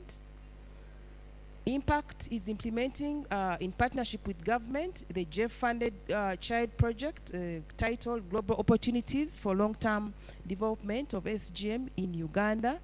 And the objectives of this project are to help miners replace toxic mercury with cleanup techniques, to improve their access to finance, and facilitate the formalization of the sector. We shall hear more from Impact. The other one, which seems to be the last step, like I said, NEMA's role is to coordinate. We have collaborated very well with civil society, NGOs, and other MDAs in the formalization of the sector and promotion of best environmental practices and technologies. So we conclude by saying it is not government efforts alone. We look up upon your we look up to your effort as well for us to phase down and phase out mercury. As you all know, all of us are exposed. But also there is need for NGOs and CSOs, for academia to share their, interventions through reports, to share them with NEMA on a periodic basis on what they have done in the area of what? The SGM sector. So as to improve our quality of international reporting. Every after 6 months, NEMA is required on behalf of government to report to the Secretariat, to the Minamata Convention on Mercury, on the progresses made towards different obligations that we signed to. But when we don't share our work, our reports with NEMA, it sometimes becomes difficult for us to know where are the gaps, which are the unfunded priorities, which are the interventions, to kind of to publicize. So our request to you, our kind request to you, is to share with us what you have undertaken in the area of reducing mercury use in the SGM sector. Thank you so much.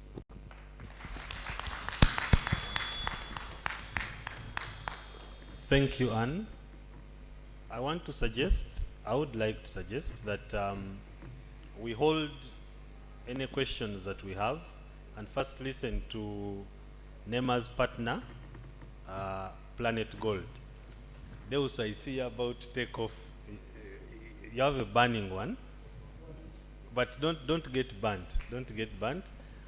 And although I want to just correct that Deus talked about the district ordinance, and he's saying it's going for the second reading and soon it will be passed. So Planet Gold here is working with government, DGSM and NEMA on this same effort. So I thought we'll transition to them. Then after that, we'll go into the Q&A. Lynn?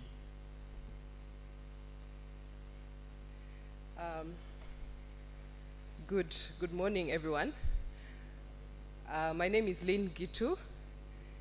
I am the quintessential East African. I'm Ugandan, married to a Kenyan who has Rwandan heritage. So,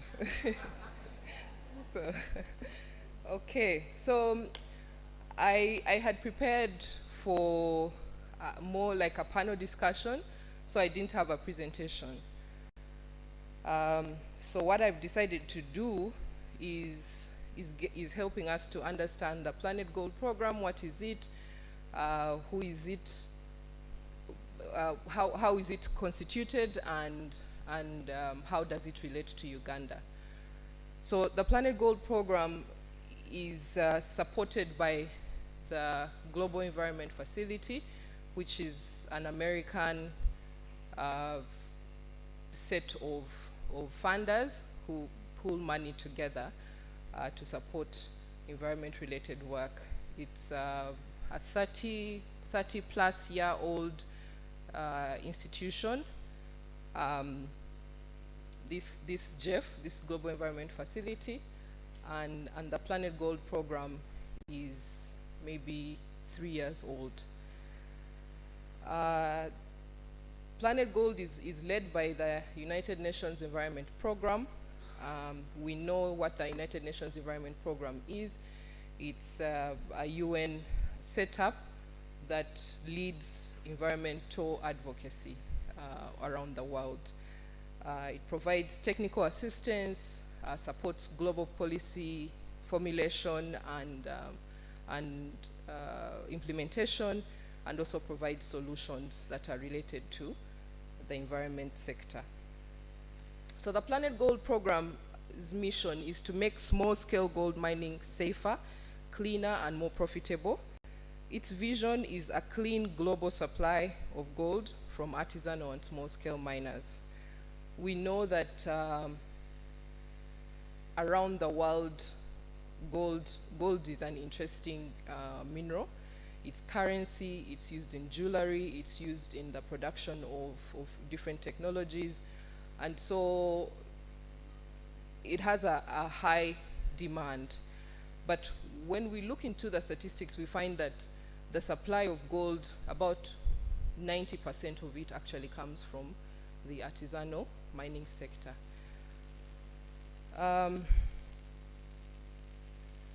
We also know that the artisanal mining sector, we've talked about the many issues that it has, challenges with financing, challenges with operational safety and health, including the use of mercury, challenges with environmental degradation. So the Planet Gold program in Uganda is, this is the way it is set up. It's supported by the JEF, as I have mentioned. It's implemented by UNEP, but executed by Impact. Impact is a Canadian NGO that has done work in management of natural resources within the Great Lakes region in Africa, but also in Latin America and some parts of Asia. This program in Uganda, this Planet Gold program, is executed in Uganda by Impact in partnership with NEMA and the DGSM. I don't know if Maurice is here from the DGSM. That's been our point person. So I'll just get into maybe like the main components of this particular project, and then we'll get into Q&A, and maybe some of the questions that I had prepared to answer will be asked, and then I'll have an opportunity to answer them. The interventions under this project are under 4 components. The first one is formalization optimization, which will work to support artisanal and small-scale miners to organize themselves into legal entities that can access new licenses under the new Mining and Minerals Act 2022. The second component is financial inclusion and responsible supply chains, which will seek to support artisanal and small-scale miners to access credit from financial institutions as well as government and development partner-led financing initiatives. It will also involve bringing artisanal and small-scale mining gold into the international supply chains as we work together with artisanal miners to learn how to comply with international standards like the EU regulations, the ICJLR regional certification mechanism, the Planet Gold criteria, among others. The third component is enhancing uptake of mercury-free technologies, which we hope will be done by working with artisanal mining groups to adopt mercury-free technology methods after consistent interventions of awareness raising about the dangers of mercury to health and environment. I'll just stop here a little bit. I know that for many of us in the room, the understanding is, oh, but we've talked about mercury for a long time. Many people have talked about it. We already know about it. But every time you find that there is a following them for a long period of time, so that there is an understanding that actually this thing is real, yeah? And so I think that this project will can play a role in doing those kind of more long-term assessments. The fourth component is knowledge sharing and management, so that information and knowledge shared through the course of the project leads to improvement in the management of the ASGM sector of the country. That is, that the ASGM sector is not only a producer of horror stories, but that there is commitment to growth and compliance to international standards of doing business. This project will run for 5 years for us to achieve some of the ambitious goals that we have set ourselves up to based on the global understanding of elimination of mercury. I think I'll stop here and allow for questions. Thank you.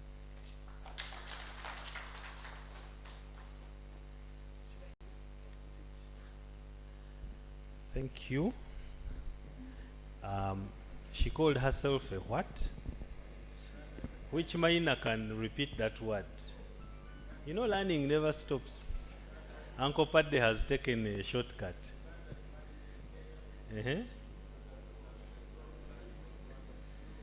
Now, when you burn that amalgam, what do you get?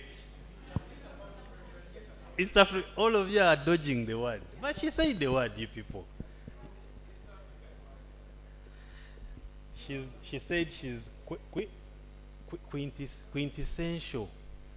Quintessential. Yeah? Okay. Normally at these meetings, we are minors, but we speak English. And wear suits. Yesterday you saw our chairman, he really spoke English. So we are now going into a panel discussion as we head towards the action planning and then lunch. Those who have the program, there's a session which, the one on rights and inclusivity, part of it was covered in the afternoon session yesterday, and the chairman will touch a little bit on it during his closing remarks. So we are going to skip that session. So I want to invite Anne to this panel as well. I would like to invite our partner from Busitema University to this panel. Busitema University are very close partners with UGAZM. And I'd like to invite a representative of the DGSM, who is the personal inspector and advisor of artisanal miners in Uganda. That is his role, but he's actually a mining inspector in charge of Eastern Uganda. Inspector of mines. Not mining. Okay, he's an inspector of mines. Maurice Tavaro, one of the most committed government workers that I've ever met. And we pray that one day you can be the director. But we have ever prayed for someone to get another position, not director. And when the guy got there, he switched off his phone. He was meant to come here and talk to us. He failed to come. So as you know, Ugandans, we are now down here waiting. He will find us when things go bad. That's a joke. So I want Jemo, the working microphone. They are back to 2 now? Yeah. Eh? Yeah. Okay. I would like to start with, this is going to be a discussion, and it's going to be, you know, from the audience to you, but I would like to give some minutes to Christopher from Busitema to talk about what they are doing on this subject, after which I'll also ask Maurice to give the government position, then we can switch to you. Over to you, Chris. Thank you very much, Mr. Moderator. Good morning once again. My name is Bagole Christopher. I'm lecturing at Busitema University in the Department of Mining Engineering. In the first place, I would like to put this disclaimer. I'm here in the shoes of my head of department, Mr. Tugume Wycliffe, who has not been positioned to make it here. I would like to thank the organizers of this event and our dear sponsors. I can see a series here. We have UGAZM, these are our partners. We have Solidaridad. These are the people who frequently visit us and who have had a series of discussions. Busitema University is a public university that was established.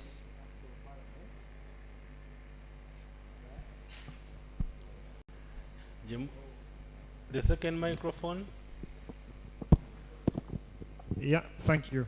I was saying Busitema University is a public university that was established by the Act of Parliament in 2000.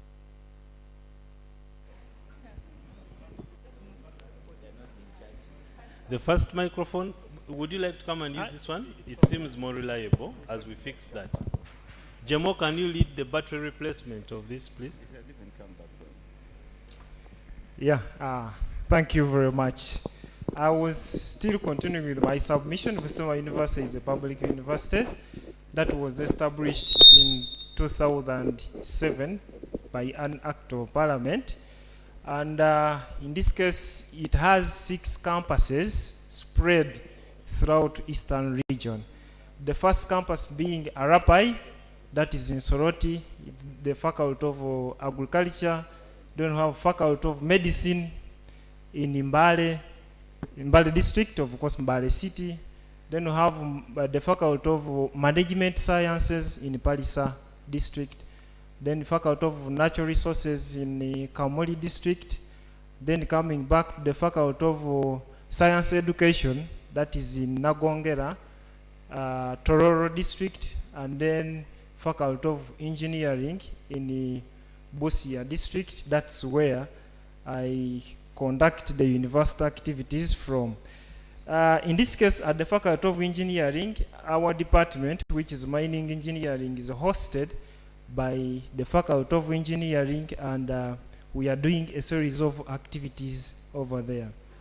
You realize this particular aspect of Machre, in the extraction of gold, the amalgamation, we have talked a lot, and this is the right time for us to act with the hope of research and the innovations aspect.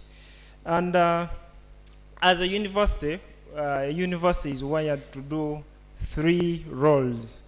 We do the teaching, we do research, and outreach.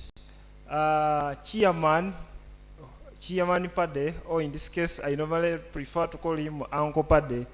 We have visited them. We have frequently visited them, and we have shared a lot of ideas, derived the way forward, and we are closely working with them to ensure that we reach or we register a tangible success.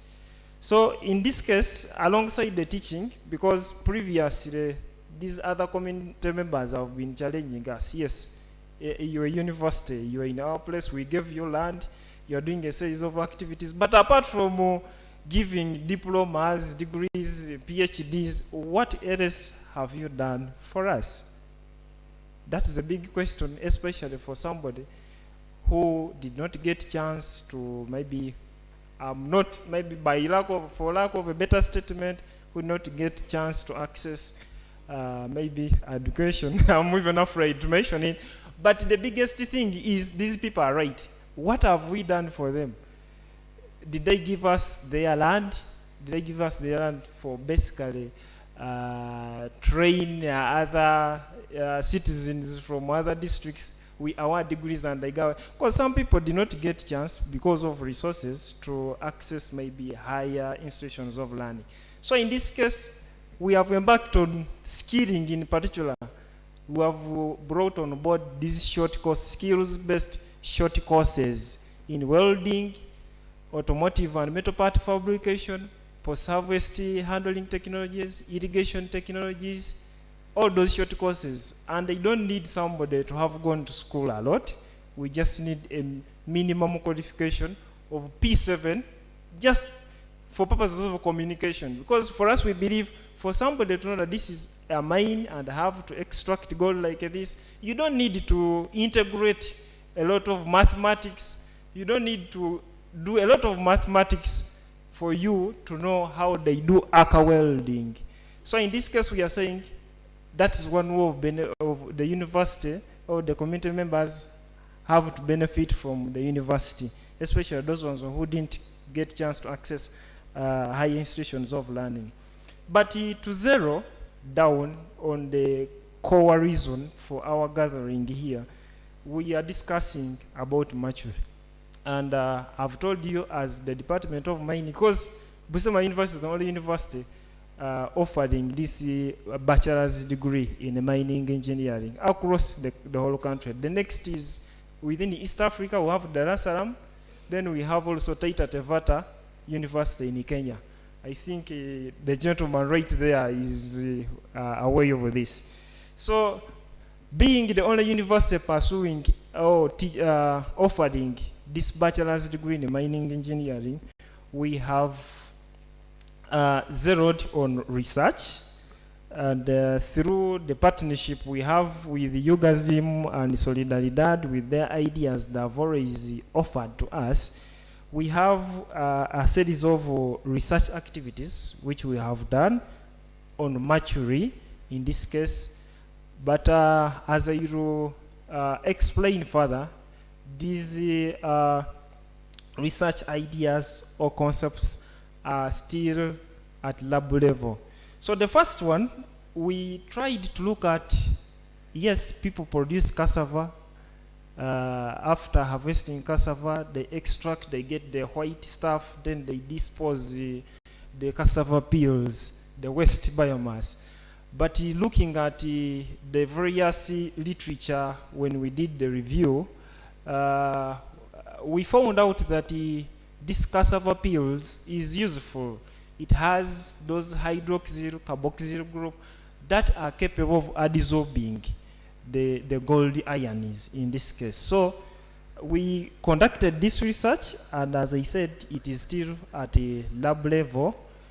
But in this case, the biggest thing was in the entire assessment, we found an efficiency of 66.7% efficiency removal of the gold ions.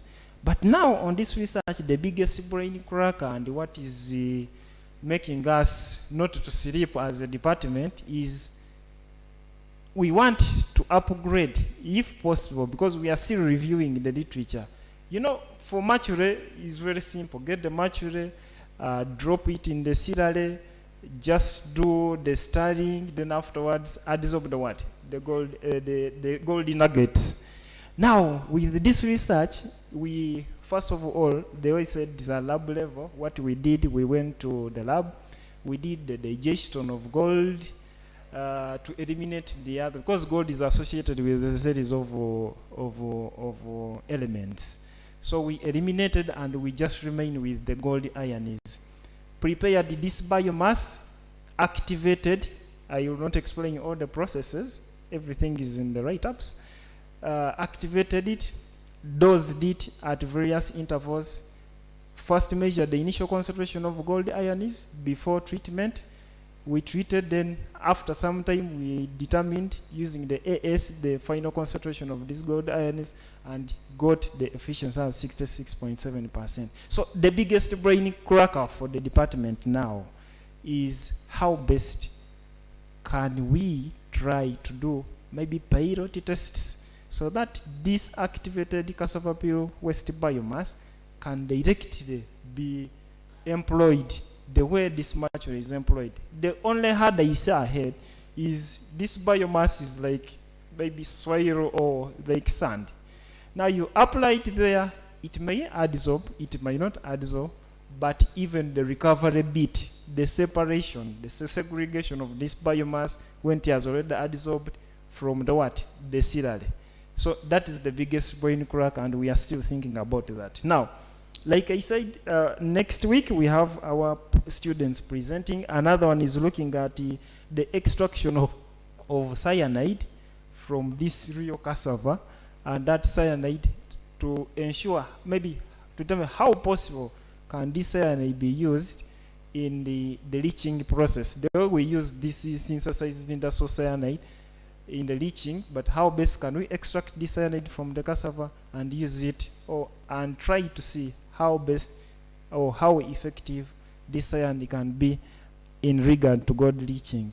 Now, alongside that, because I wanted first of all center on the reason we are here, but we have other research which we have done. For example, we are yet to roll out a ventilation blower to our nearby, to Chairman Pade's constituency. We promised when we conducted the an outreach program over there, and that promise is still ongoing. I had a discussion with him, and you know the hurdles here and there, Minister of Finance, delayed release of resources, but we are trying to work closely so that we can fulfill that promise. What we also normally do alongside this, because whatever we generate as a department, as a university, we work with the community members, because it is it almost becomes meaningless for you to develop the technology and keep yourself with it. We have to roll it out so that people make use of it, report the challenges that they have found in that particular technology, and us as the innovators, we can see how best we can maybe further improve it, and so that it actually works effectively. So alongside the two mentioned the research ongoing, we have the dusty sucker, you know, the mines and quarries are affected by dust so much. Then we have the ventilation blower, like I said. Then we have also one of our students, under our guidance, is working also on a rehabilitation plan. Yesterday, the chairman, the Honorable MP, Twijuke or Mwijuche, yes, the Uhejo constituency MP, something like. He mentioned about, yes, we should see gold as a blessing, not as a burden. So one of our students is working on a rehabilitation plan, and because you realize when they mine, those mine sites are just left open, and you know, the NEMA expert is right here, and when she happens to hear about the rehabilitation plan, I know she will be happy to report that, and also to receive a look or a footprint of how that plan actually works. So then we have also the carbon regeneration. You know, the carbon is used in the adsorption, those other processes in those tanks and what and like. So instead of buying more carbon, our student is also working on how best can we regenerate this carbon, and we reuse it for maybe, in particular, to lengthen its lifetime of performance. So basically, that is it. That's what I had for now. The rest of the ideas shall be shared. The good thing, I'm glad that I'm part of this panel, so we shall discuss at length in the subsequent discussions. I thank you very much.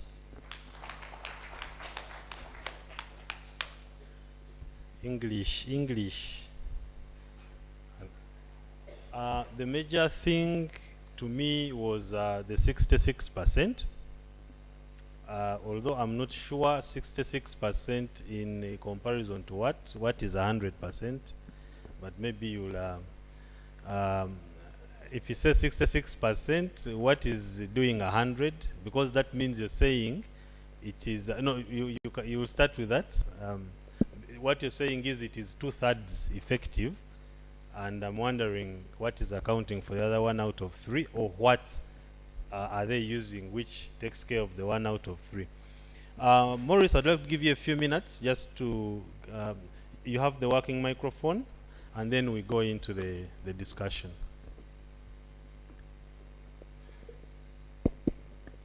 Yes, thank you, Chris.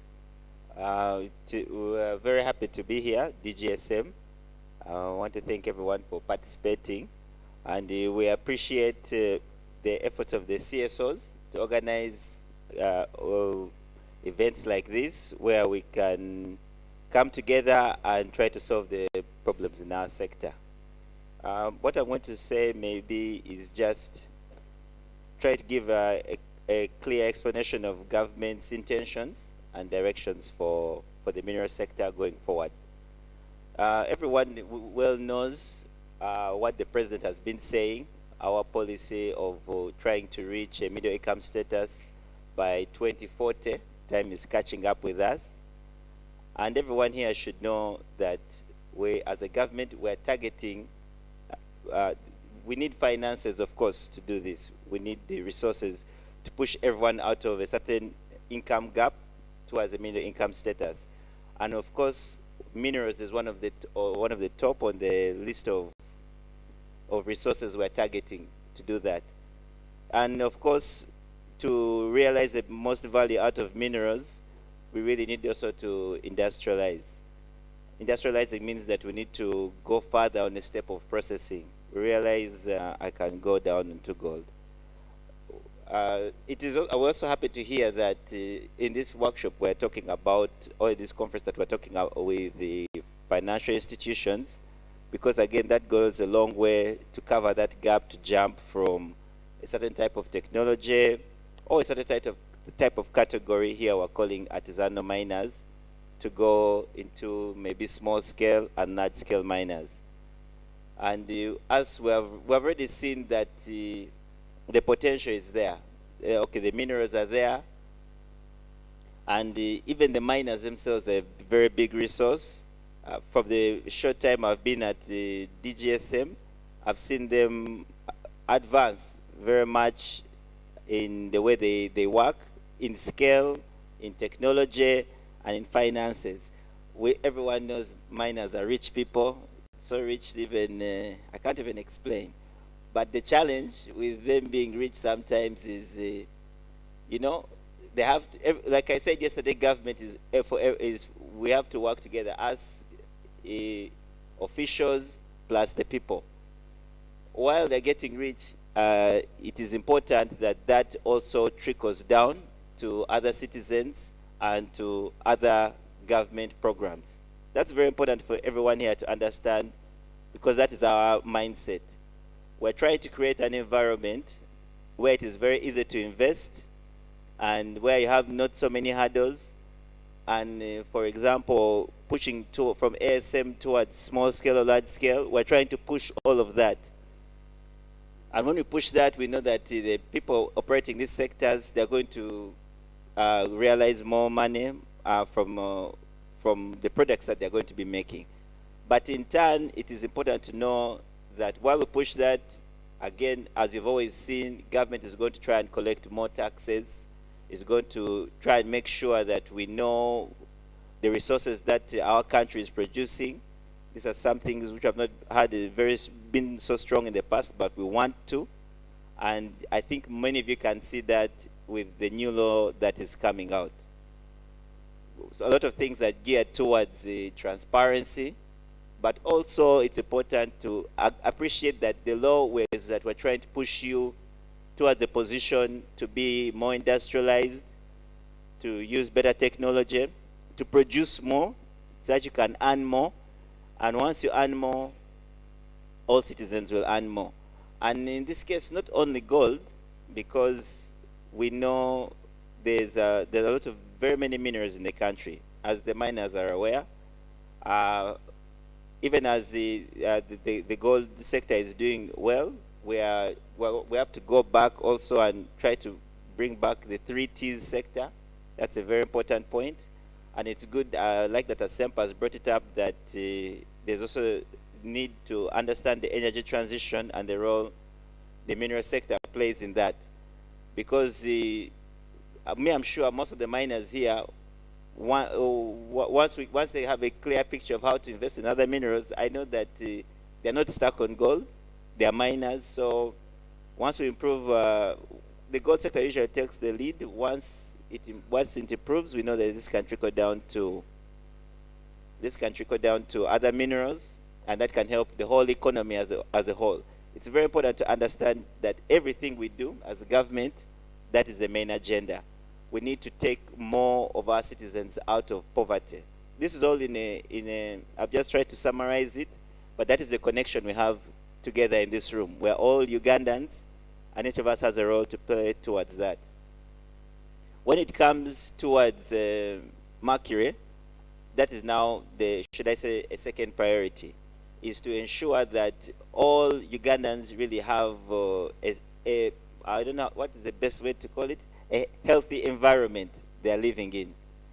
And not only in safety procedures when they are working on the mine site, but also in environmental rehabilitation and environmental restoration.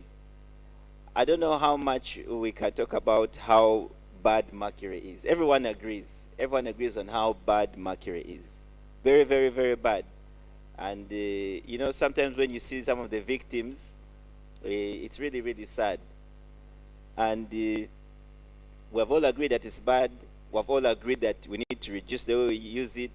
And even miners have agreed that if there is a way we can eliminate it, let's eliminate. So all that in context, it is, I can only say the obvious is that us as government, this is the direction we're heading to.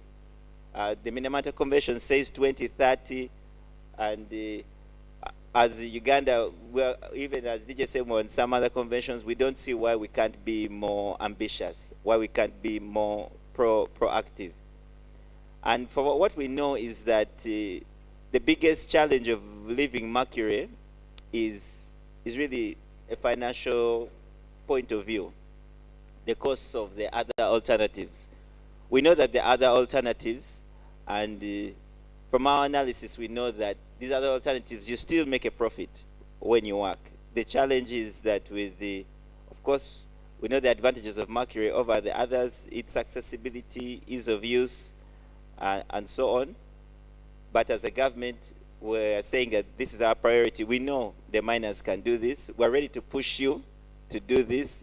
It seems you don't have as much faith in yourselves like government, as we believe that the history we have seen you going through, the way you've progressed, and the solutions are really there. We know some of the biggest solution, especially the biggest solution is coming together as groups and consolidating your production, consolidating your resources together so that you can access or you can use the other alternatives much better. And it's also important to know that another reason which is hindering Mercury elimination straight away is, as the Bible says, really access to knowledge. Because the miners, they all know this. I know they know the other alternatives, and they know especially the dangers of Mercury. But it's good that we're here as a group, because going forward, it really needs that shift in mindset change, as you were saying. We really need to come together to really encourage each other, to push each other, and to get involved in the activities and in the technologies which can help us move away from Mercury. With that aspect, as I've mentioned, is the biggest indicator of that direction is, as we all know, is the new law. Everyone has complained about that new clause which eliminates Mercury. All I can say from a government point of view is that now that it is there, passed by your representatives whom you have all elected, passed by the government you have elected, as we see that as a sign of trust. You're the ones who have put us in this position, and we feel this is the best. However much we might see challenges at the beginning, nothing easy has never been had. And the position the government is in is a very difficult one. If it was easy to get out of poverty or to remove Mercury, these wouldn't be issues which are disturbing very many countries. It's important to know Uganda is not special in this environment. We are seeing how, not only poverty, let's keep it on Mercury, how Mercury is affecting other countries, and we're seeing how other countries have managed to move away from Mercury. So it is about time that we all thought strongly about our communities and about our country and our economy, and really, rally behind the new law. It might be hard work, maybe 5 or 10 years, but that is a small price to pay for 100 years of a clean environment. And maybe, let's pray, more than half of the Ugandans are no longer in poverty. So with that said, we really, me personally, the way I see the outlook of our sector is very good. Not only, however much the miners complain, in some way or the others, they're very positive, they're very cooperative. They do follow the law in most cases. You have some stubborn ones, but at least they're open, they welcome government, and they welcome government programs. From time to time, we see them adopting they have adopted new technologies, and they have really grasped the idea of associations. In the beginning, there's I feel too much of being an individual, but the ASM communities we see growing now are really, they work in groups, and we know that in these groups, it will be easier for them to shift away from mercury. That aside, government is always coming up with a number of projects to affect the ASM sector and other minerals where it can. And we're very happy to also have other outside projects such as the Planet Gold project coming up. And yeah, all I can say is the future really looks good, especially in the gold sector. And we also, as we're confident that give us some years, government thinks in many years. So we think by 2030, with our new law in place, with the cooperation of stakeholders, we're confident we can remove mercury by 2030. And if we're successfully removing mercury, it will obviously mean that we have really pushed so many towards cyanide production. And miners know that if every Ugandan, if every gold miner in the country can afford to have an operation with cyanide, that would mean that that would be a very successful operation and obviously much more profitable. And that will help us also with our other agenda of poverty eradication. So with those few words, we just want to say, as DGSM, we are happy for the involvement of other stakeholders in driving us towards a more industrialized sector. And yeah, thank you, the CSOs, for also always bringing us together. Long may it continue. Thank you, Maurice. So I would like to open it up, maybe take another 30 minutes or so to hear from you and get responses from them. Deus was burning, but I'm going to start from here. I'm going to go like this. No, Deus, starting with you is risky. But you're going to be second. Let me start from here, then I come to you. The roving ambassador of the microphone.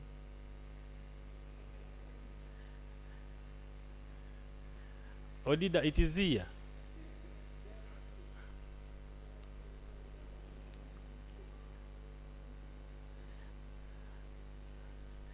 James doesn't want to surrender the chair of microphone volunteering. Over here. And then here. You introduce yourself and ask a brief question. You brought the one which is not working. Tap it.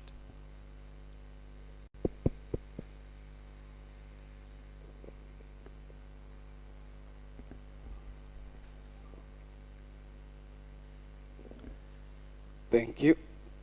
Maybe I can stand, since I have not been here since yesterday as you started. I want to first say thank you for this innovation and organizing this. Kise Wilson is my name. It so happened that I've been almost all the sectors in Uganda. But I have the observations from what we have been hearing. And mostly they are going to go to the other side of the seating arrangement so that we get to appreciate what indeed do we need to have. It is good people to talk, but I would love people who are proactive. Generating policies, generating acts, generating everything, this one is there. To us, in the field of practicability, mining gold, we want practical solutions. And that is the gist of the matter. For example, you, the representative from NEMA, you highlighted phasing out, phasing out, phasing out. Wonderful. It's great. I would love to hear that in the process of phasing out, the government has done A, is implementing this. By the time we reach there, the solution B is available. So that we know as much has gone away, now there is this one which a miner can access at a lower cost. Because the most important thing here is that issues of finances, despite the fact said gold miners have money, what, yes, Everyone, when you mention gold, they say it is money. But who has it? Where is it? For what purpose? And where is it going to carry meaning? I've had, there was a presentation over 1,500 miners. If we go in the issues of occupational health and safety, how safe are they? I heard somebody using masks. Which masks? Are they the right masks somebody to use in the mining? To me, it would be very practical enough that the Ministry of Energy with NEMA have tried to organize, I would say maybe, a one-stop shop center where miners can access these gadgets at this cost, like other sectors would be doing. And then my concern again is on the issue of representative of government sectors. I don't know whether it was by accident, Mr. Chair, you will pardon me. I would have loved also to hear representative from these line ministries, Minister of Health, Minister of Gender, Minister of Finance, Minister of Local Government, and the others. Why am I saying this? When we are talking of children being engaged in the gold mining, who is the culpable or responsible sector to come and support here? Isn't there child labor? We are only looking at the issue of the mercury carrying this component. Now, if we are talking, it is going to affect the children. Where is the Minister of Health? What is their view? What interventions are they giving us? What message should we take to avoid living in the book of lamentation and yet we are still in Genesis? That one will need at least some sort of concern there. And then I don't want to be the only one on this. I wanted also to share something which I've noted. I loved the innovation of the university about the research. I so happen also I'm a student of research and I do some of these things. However, to our level, you said it is as low as somebody who has been to P7. It would have been also of greater value to us to get to hear that somebody who is going for this skilling, he can pay either 100,000 for 3 months to get a certificate here. So it is not right to me. I wouldn't be comfortable to say we introduced this case for skilling. Now I would be wondering whether I need millions of money or just a cow which I can sell for somebody to get a certificate.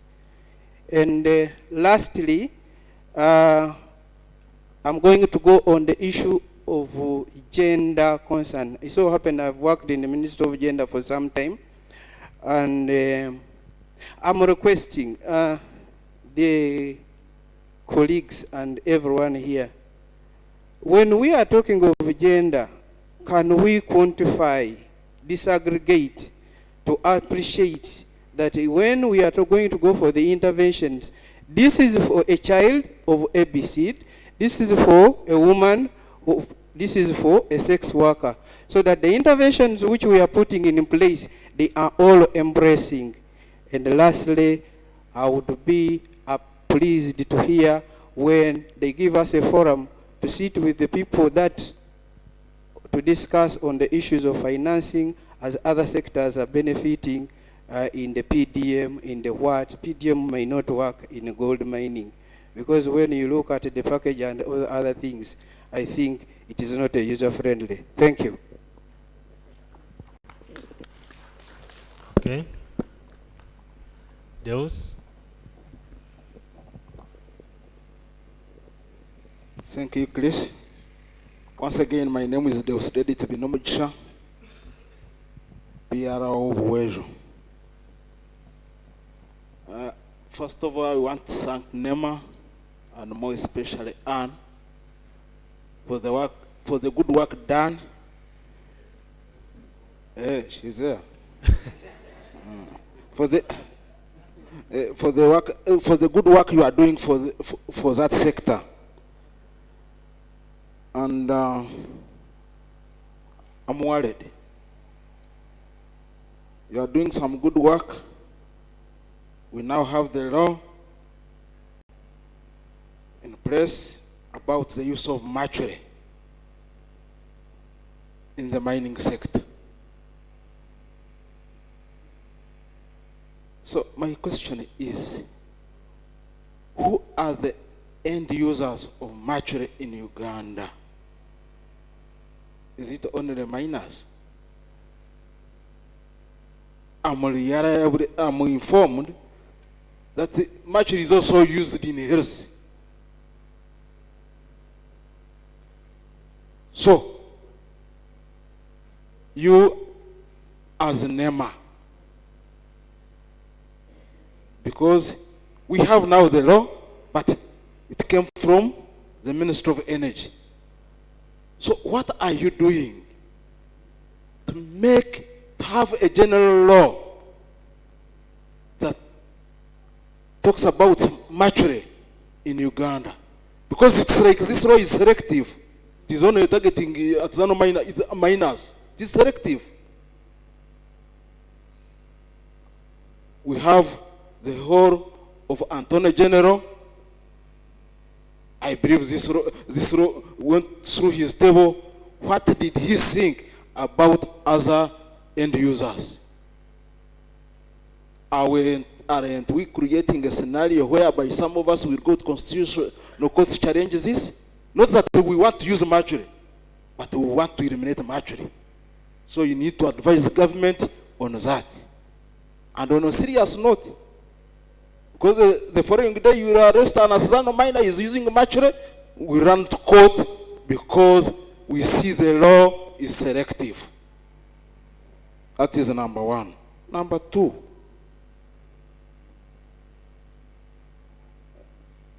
my friend Tabar, you have talked good English, and you have talked a lot of beneficial things, but you are not telling us when you are going to lift the ban of tin. Because we are aware that the mineral sector may overtake other sectors to contribute to our GDP. But we have that element of banning tin. What are you doing as a ministry? And people are mining tin. Where is it going? Who is benefiting? Is the country benefiting? Is it individuals benefiting? Or we are benefiting other countries? So, food for thought. Then last,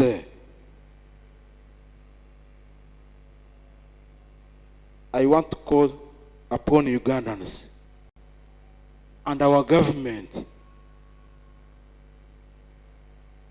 that artisanal miners are now here. We are not going anywhere.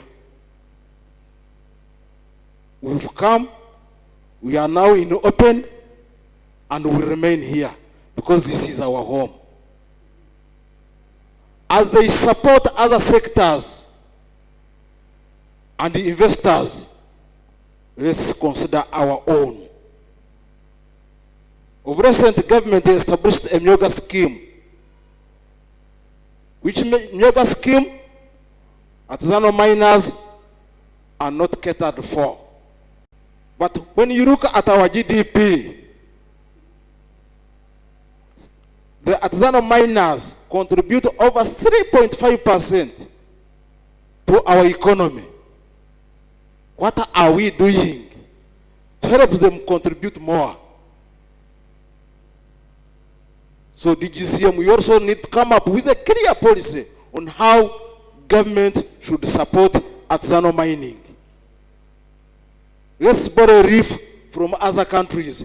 Let's borrow reef from Tanzania. Let's borrow reef from Rwanda, where I went with you. Let's benchmark. Let's stop blame games. Let's work for the country. I thank you very much. Okay. The next speakers, make it brief and to the point. Thank you. I'm called Emmanuel Chibirige, gold miner, and it's a very interesting topic that all the authorities in the next 5 years going to be dealing with mercury, even when it's no more here. Truth is, we on this table we are said with mineral police, and if tomorrow the regulations are done, it's going to be illegal and running up and down, unless the mineral police allows to sell it themselves. So, to the fellow miners, when they say it is prohibited in the law, and there is a fine of more than 100 million, or 3 years in jail, it means... Or both. Or both. That thing is no more. Now, elimination of mercury has eliminated artisanal miners. To be sincere and to be true, most of the people here are transiting to small-scale mining, and most of them already using cyanide. My worry is the discussion may change after 2 years, and we start discussing about the dangers of cyanide. I'm very sure after 2 years from here, we shall be in meetings, and the NEMA person and DGSM will sit on the same panel, and they talk about how cyanide is killing communities. Because I know we are going to reorganize. Yeah. We are going to reorganize. We're already using cyanide, we're already having leaching plants, and we shall find most of our artisanal miners will stop selling gold and start selling ores. Because the leaching plants owners will buy ores and then leach them, and then the other one go with the man of what? Of ores. You get it? And then lastly, Bustema University. We have been in partnership for more than now, I think we are going to 3 years now. Yeah. And you represented Wycliffe. I wanted to put him on the spot. The ASM sector runs at a very terrible speed. This step alone employs more than 300 people. Each person here, we look at these sites, more than 300 people. As we talk now, there are many marketers, hose, ball mills rotating. Each word we split here, there are activities going on in the field. Even today, when you find someone going out for a phone call, is making orders. Use that mercury very fast, next week shall not use it. You understand? So as you do research for 10 years, it may not even be good necessarily next 10 years. So let us do the simple things that can be applied in the next 1-2 years. Because the need is now, the need is not tomorrow, the need is not next what? Next year. Thank you very much.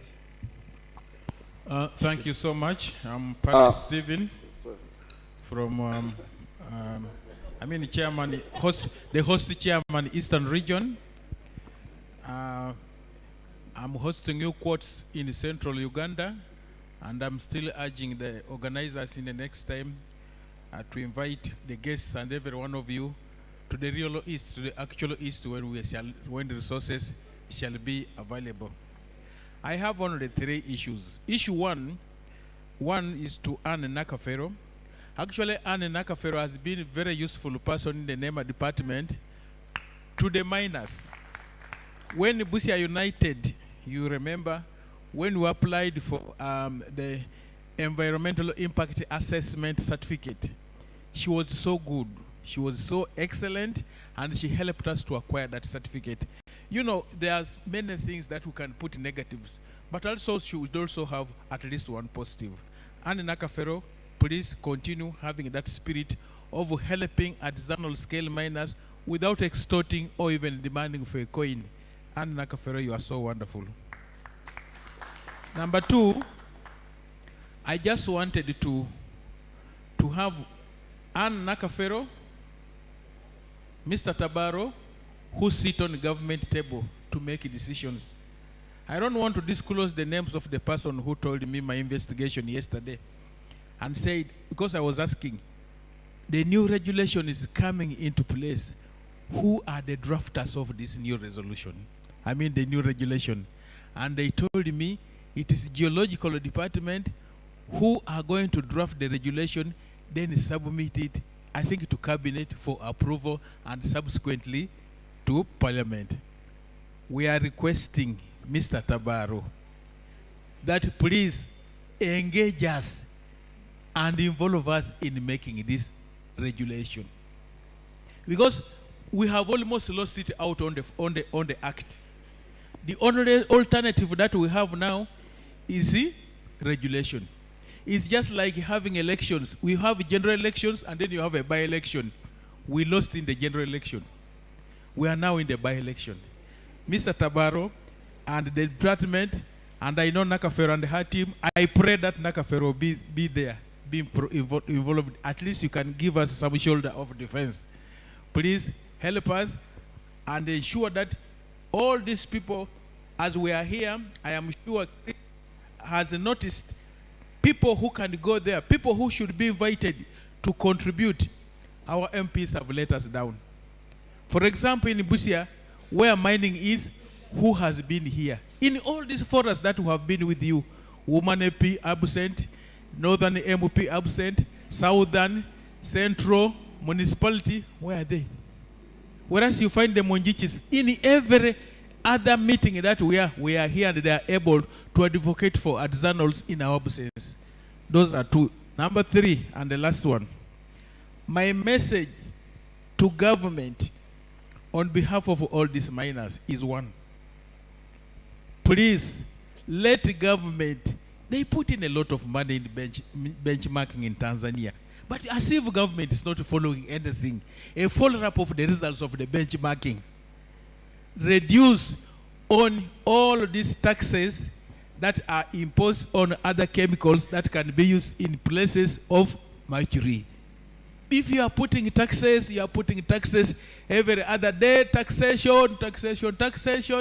We have collected more tax than what is expected, and you are oppressing these people. I support you, Mr. Deus. In Uganda, in the other countries, the language government understands is disobedience. So I am not saying that we should now say go for civil disobedience, but if necessity comes, we shall be there. That's the language our governments understand. Please make sure that involve us, be with us, and wherever you are as a miner, if you hear there is civil disobedience, do what you can do to ensure that we're also there. That's the only way we can be recognized. Governments all over the world take it serious among us, its own citizens, to ensure that the citizens benefit first. But our government here looks at foreign investors. Cyanide can be allowed simply because it is being used by big people. They also are the black Chinese, black Africans, blacks behind whites who are using these things. Okay. We cannot accept us to be sidelined. Thank you, and keep the eye on the ground. Thanks.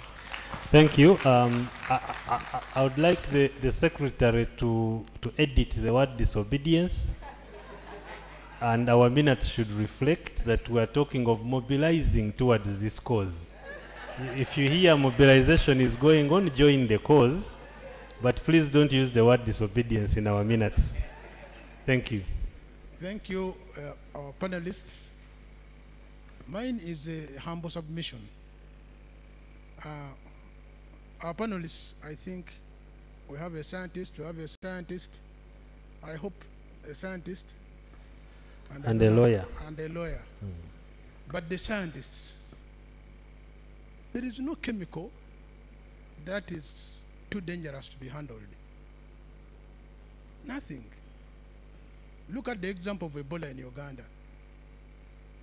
In West Africa, Ebola killed 10,000 people, more than 10,000, over 2 years. In Uganda, all the epidemics we have had have been excellently handled. We are now talking of no Ebola in less than 3 months. Yeah. So what I'm driving at is we can devise ways of using mercury responsibly and successfully. Let us borrow from Tanzania, which has set up centers of mercury use, government centers of mercury use, whereby the small-scale gold miners, with their 1 or 2 basins and a little dust from that processing, can go to a government center And in the government center, mercury is used by experts to process for this small person. You know, if we have 1 or 2 people that are properly trained, we have got a facility that is very well equipped. It has got a fume chamber, it has got a retort, it has got a conker. The conker will reduce this, this processed powder to very small quantity. And then that small quantity will require very little mercury. The mercury will be handled by properly trained people at the center to process for this individual. And the good will be good from this for this individual. Mr. University, this is possible without polluting the environment. It is possible. In the fume chamber, a retort, whatever escapes remains in the fume chamber. The little that escapes. Then the retort will ensure that you can recycle this what? This mercury. And then a pond, a secluded area where the sluicing takes place and the panning takes place ensures that mercury doesn't break out to go into the wider environment. So it is possible. We can borrow from Tanzania and transit that way. Let us set up these centers and still help the artisanal miners to continue working as we press towards what? Total elimination of mercury, maybe in 5 years' time or so. Or maybe there may even be no total elimination if we find that this is working well. Thank you. Okay, we are going to Chairman Bosco here, then we'll go towards the back very briefly. And because people have to respond, and we have to go into the action planning. Doctor, that was a good submission. Thank you. Thank you so much, Chris. I would like to appreciate the panelists. And this is one of our objectives of forming UGAZIN. We wanted to bring big people on a round table like this and discuss issues that concern us. And on our UGAZIN thingy there, we are saying nothing about us without us. I am happy that you are here, the policymakers and the implementers and the regulators, to share with us what is about us. And you've heard the issues. Now on mercury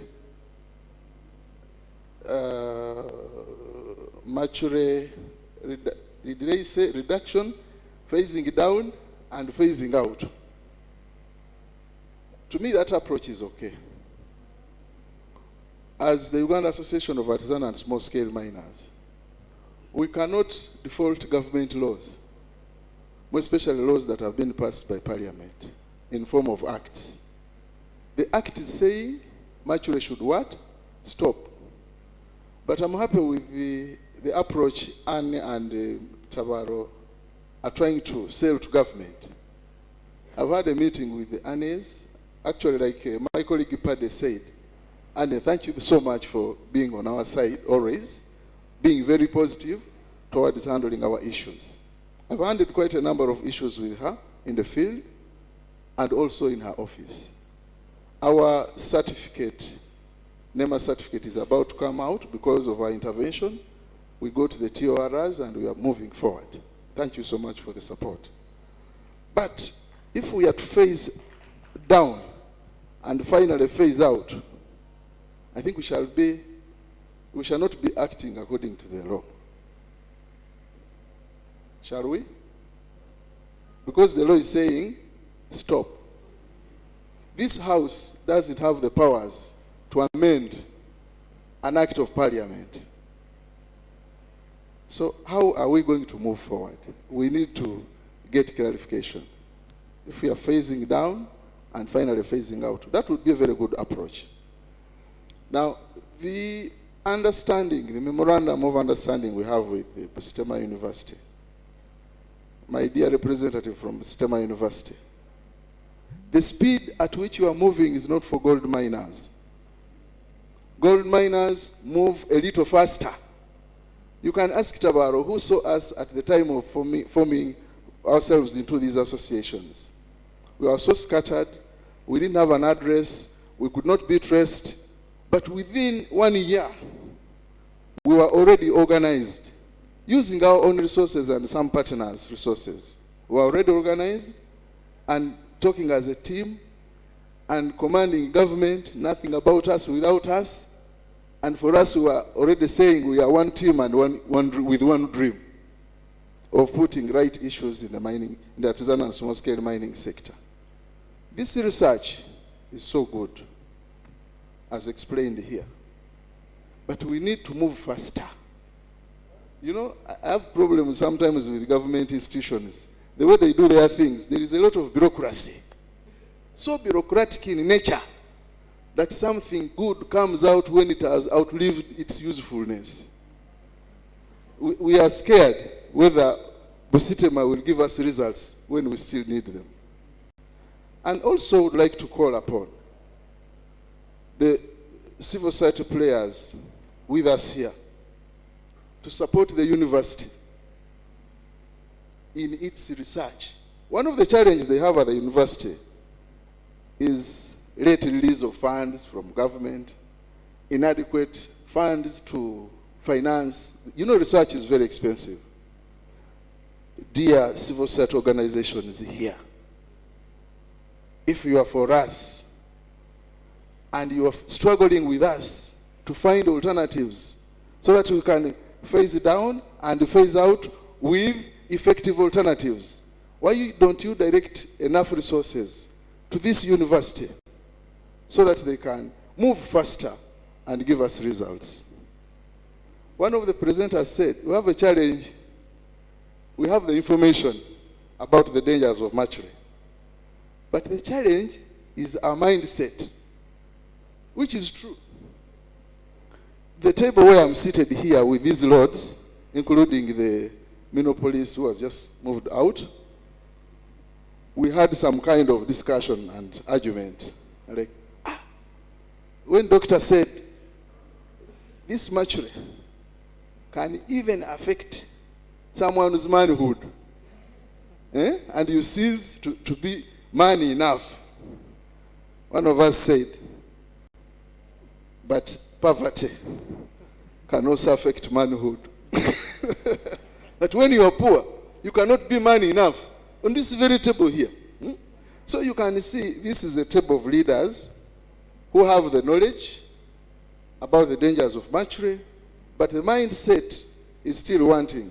That means we need to organize more sensitization outreaches in the communities to the miners by both the NEMA, government, and civil society players, so that we can see how to phase down and finally phase out. Thank you so much. Thank you, Chairman.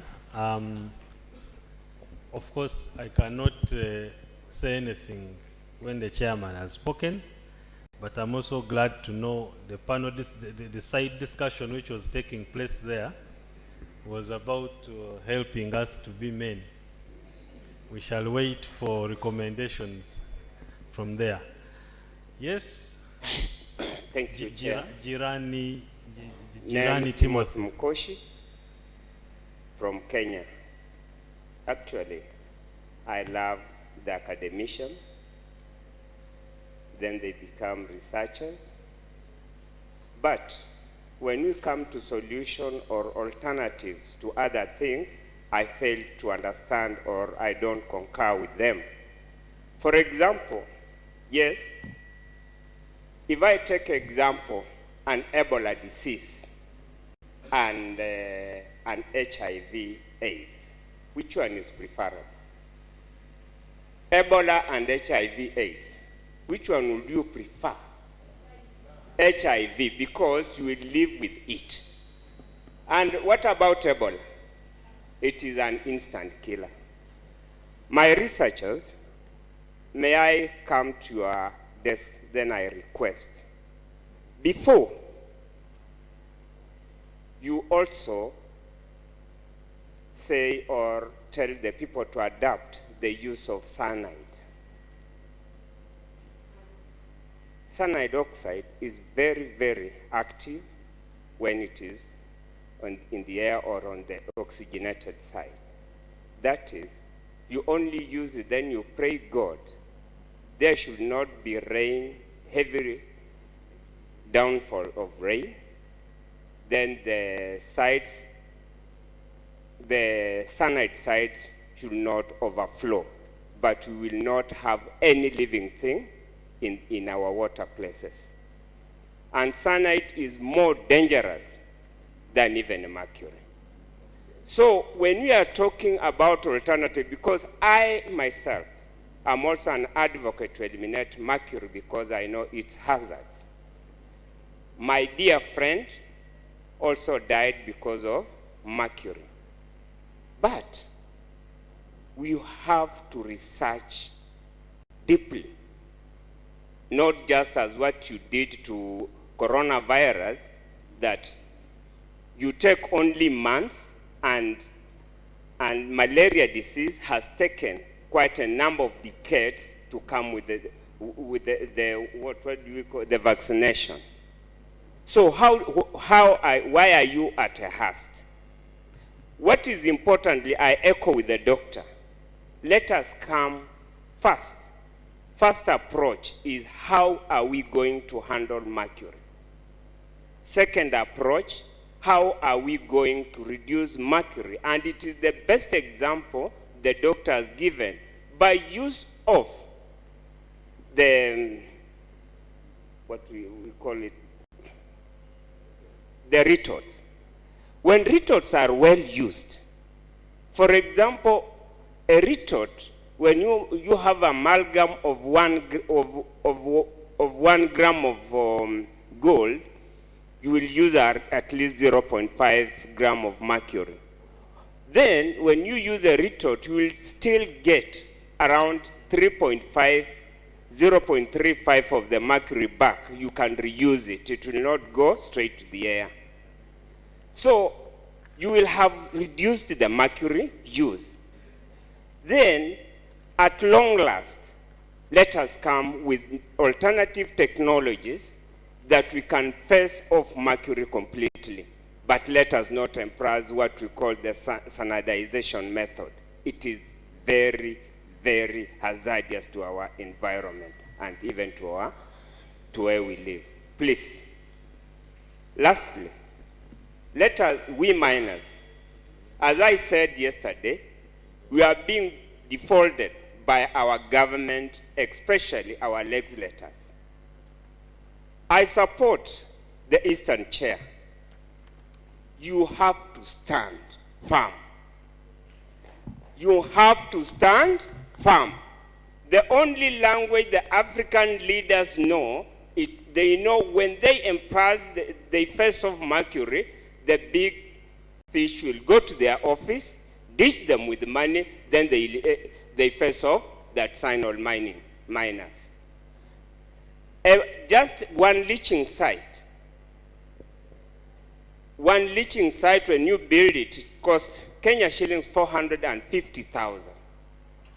When you want to start a leaching site in Kenya, you will spend around 850 to 1.05 million. Do you have the money? Are we able to get the money? So what does it mean? Okay, to me what I say, let us come, the chair of the UGASIM is here, then let us mobilize money ourselves. And let us request the national government to come up with model sites that are purely sponsored by the government.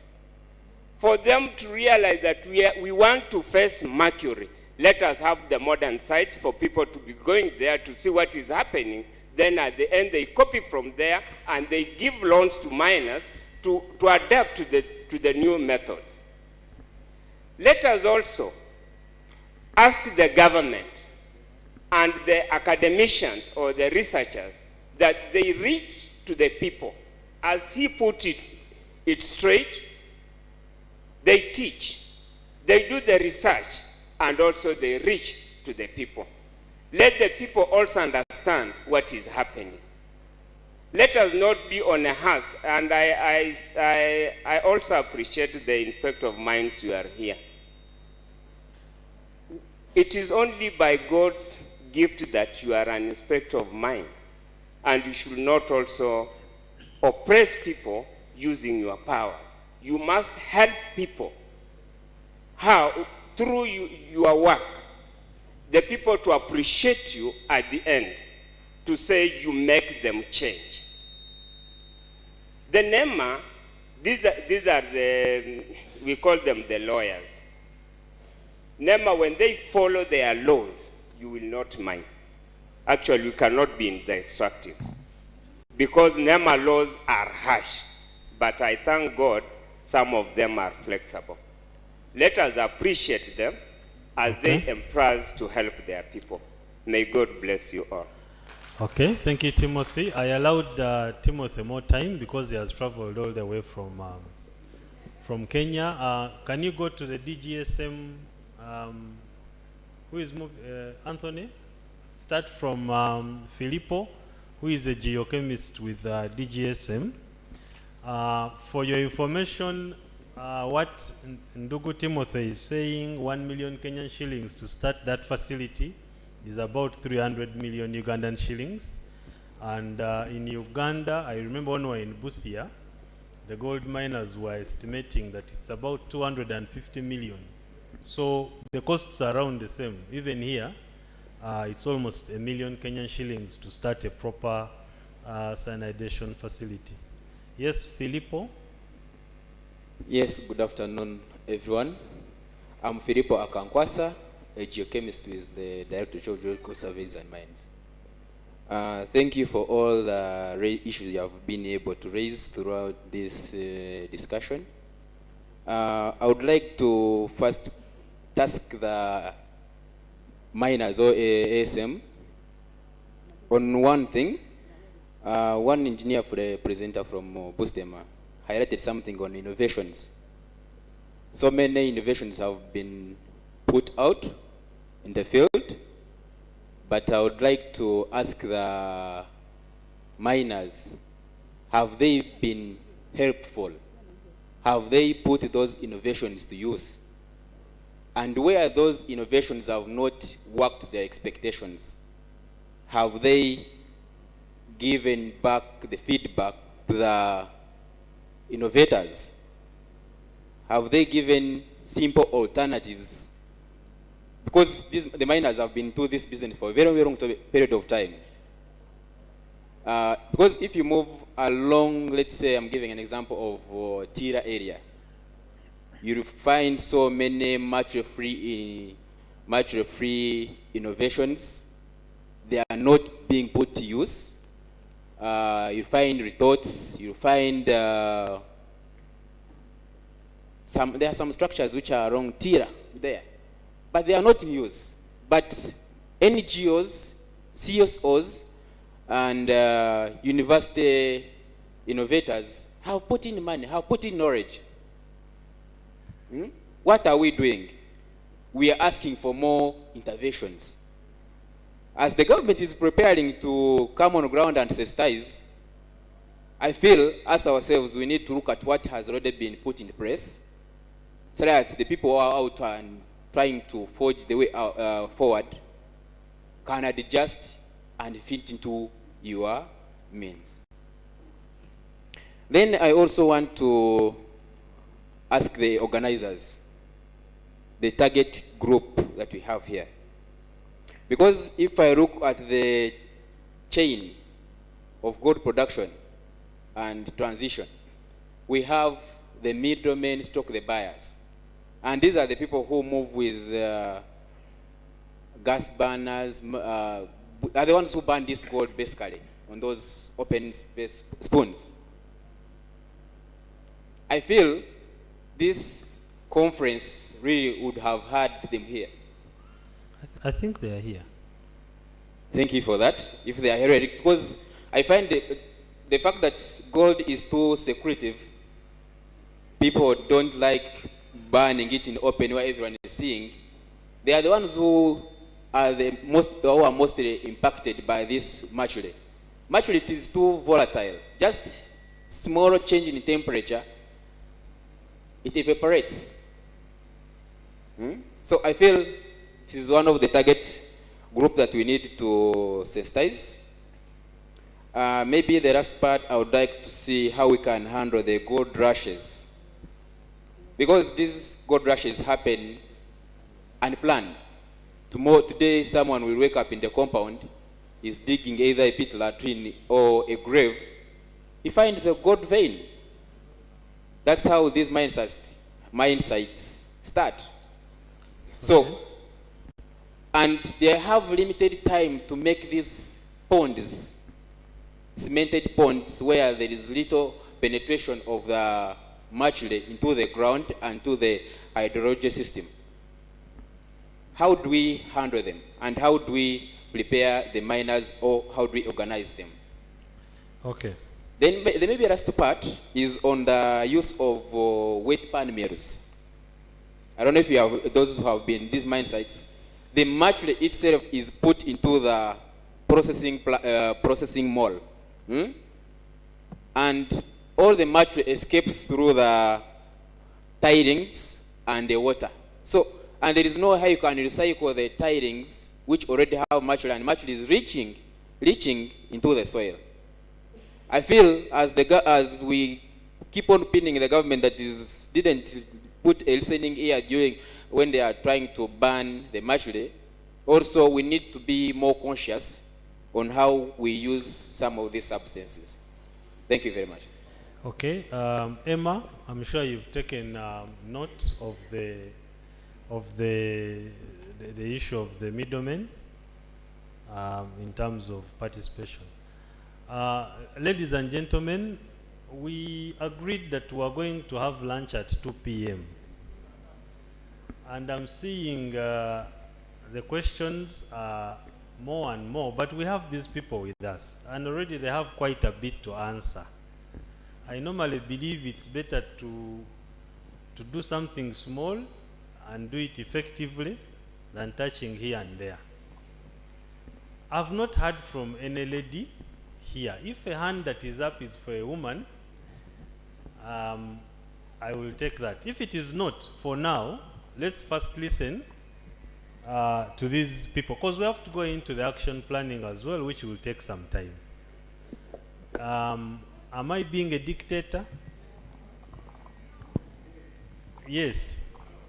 Yeah, because also you must recognize there is a bit of a power imbalance. Since I'm the one running the program, I can dictate a little bit, but I dictate while smiling. So let us first listen to these people, then we'll see how to proceed. But we must have lunch at 2 p.m. Thank you. I'll give you maybe, 5 minutes each one to just quickly go through the questions. Yeah, I can go first. So 5 minutes, I'll try to go through some comments or questions I've noted down, and some a bit complex. There is from the first gentleman who spoke, what I noted, he was asking what is government doing to assist in providing alternatives and better technology to replace mercury, and where will miners get funds to get these mercury technologies. Maybe since I've seen actually most of the questions are centering about how a miner is going to transition away from mercury, I want to elaborate on, again, government's thinking on that perspective. First of all, government understands the point of view of the artisanal miners. As the miners have said, I enjoy working with the miners. I've come to understand them very well. I'm also a trained mining engineer, so I really love I love being in the field, mining. And also, as Doctor said, I'm a scientist, so always interested in improving. If I was to talk from the miner's point of view, especially the artisanal miner who is depending on having a meal from, let's say, whatever point of gold they make per day. So when the law reaches this person, if I'm the miner, I know what the person is thinking. Is saying, I cannot leave mercury, because if I leave mercury, for 2-3 days, what happens? I don't get food. And not only me, the miner, my brothers and sisters, some of them even their own children, they don't get food. So that person is asking government, you know, this law is unfair. How can we go forward? So we understand this position. And I said, as a government, we understand the reality. Uganda is a country made up of mostly poor people. And they're looking for any opportunity they can to get food. And I thank my mzee here, Pade, for reminding us about, we don't want to use that word here. Yeah, let's say he wants mobilize to influence government. Let's use mobilize. We do not want to push miners into a position where they feel that we're not taking away the gold, we're actually taking away their food. We're taking away something to keep them alive the next day. Because we don't want mobilization. As you all know, this is a peaceful government, and you know, we try to make the environment mobilization free. Now, that is the perspective as government to understand of the ASM miner. So in this room today, for the purposes of being open, for finding solutions, for getting a way forward, I'm going to ask you to also step into government shoes for a few minutes and try to see it from government's perspective.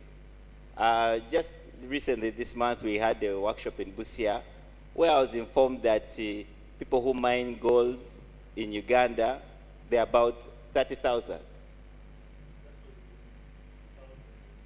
in 2018. Let's say they increased to 100,000. Let's imagine 100,000 people in Uganda are mining gold.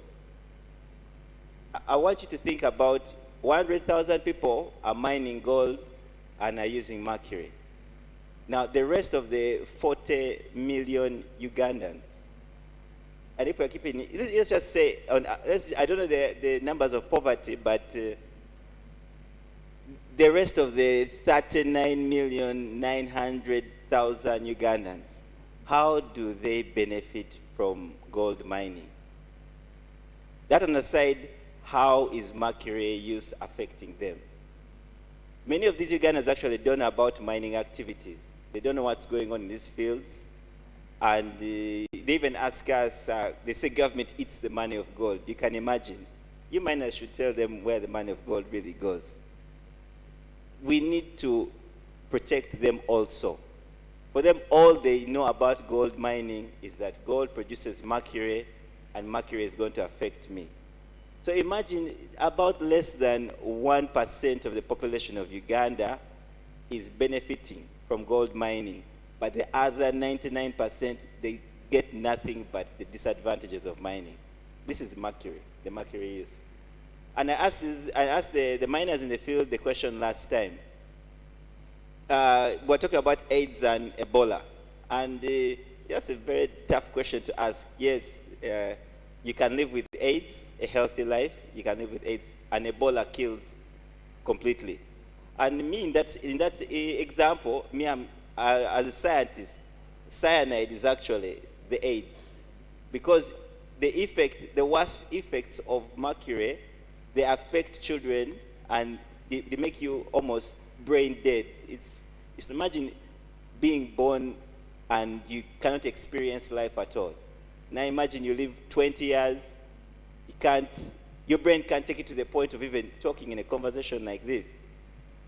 So I was asking the miners that for the difference in profit they make from maybe just the gravity separation or borax versus the profit they would make when they use mercury, how many children are we going to agree on that this is the minimum number or maximum number of children we can accept? Ugandan children, by the way, before we go about the whole world.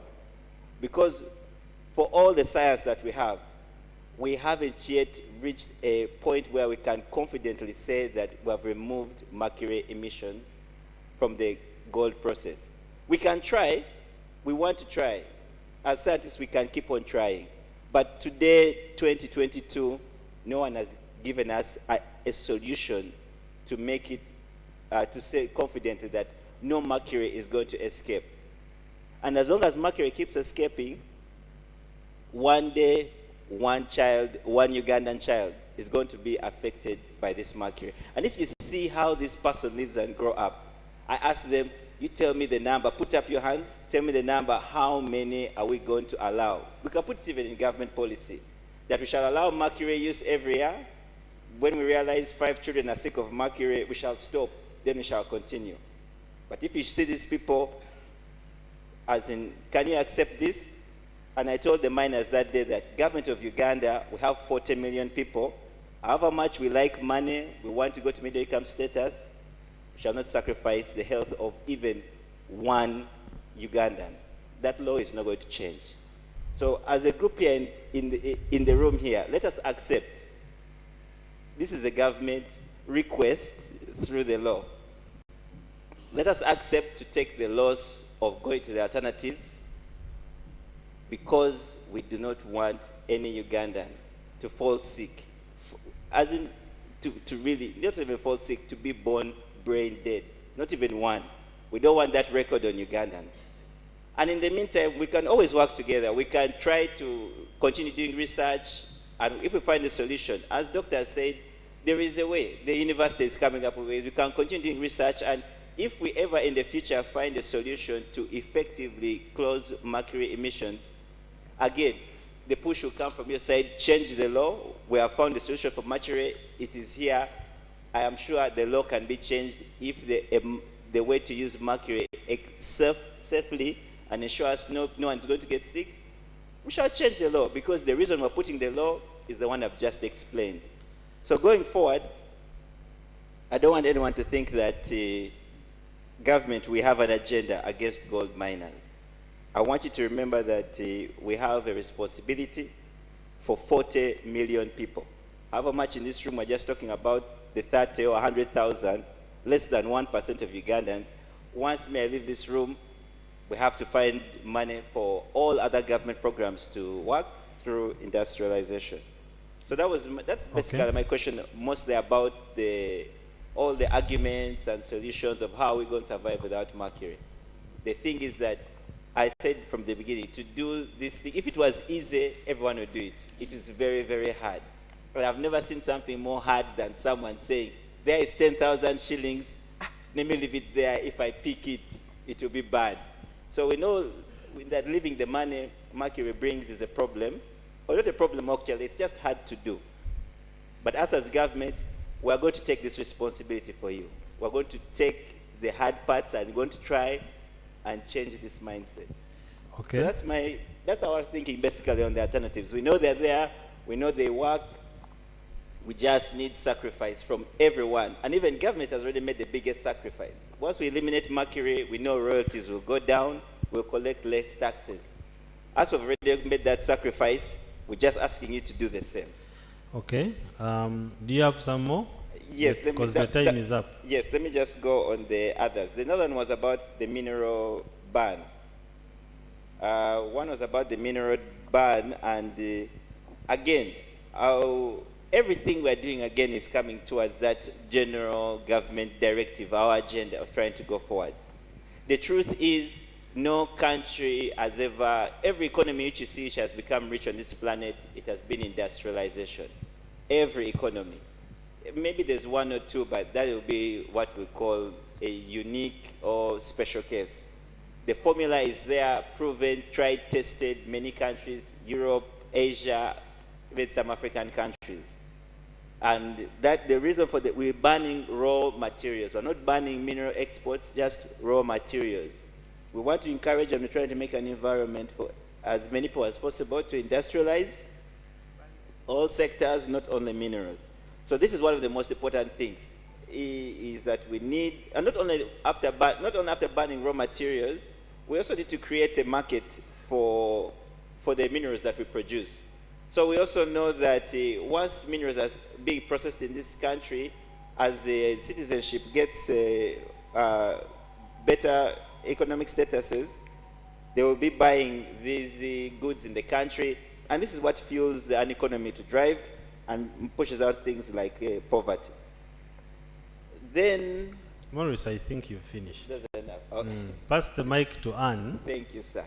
Anne, as you come, there is a bit of a discrepancy between the government deciding to stop mercury today and what you've been working on all along, your commitments to the Minamata Convention, which talk of. Yeah, I wonder how you are reconciling the two, because technically you're a bit part of government.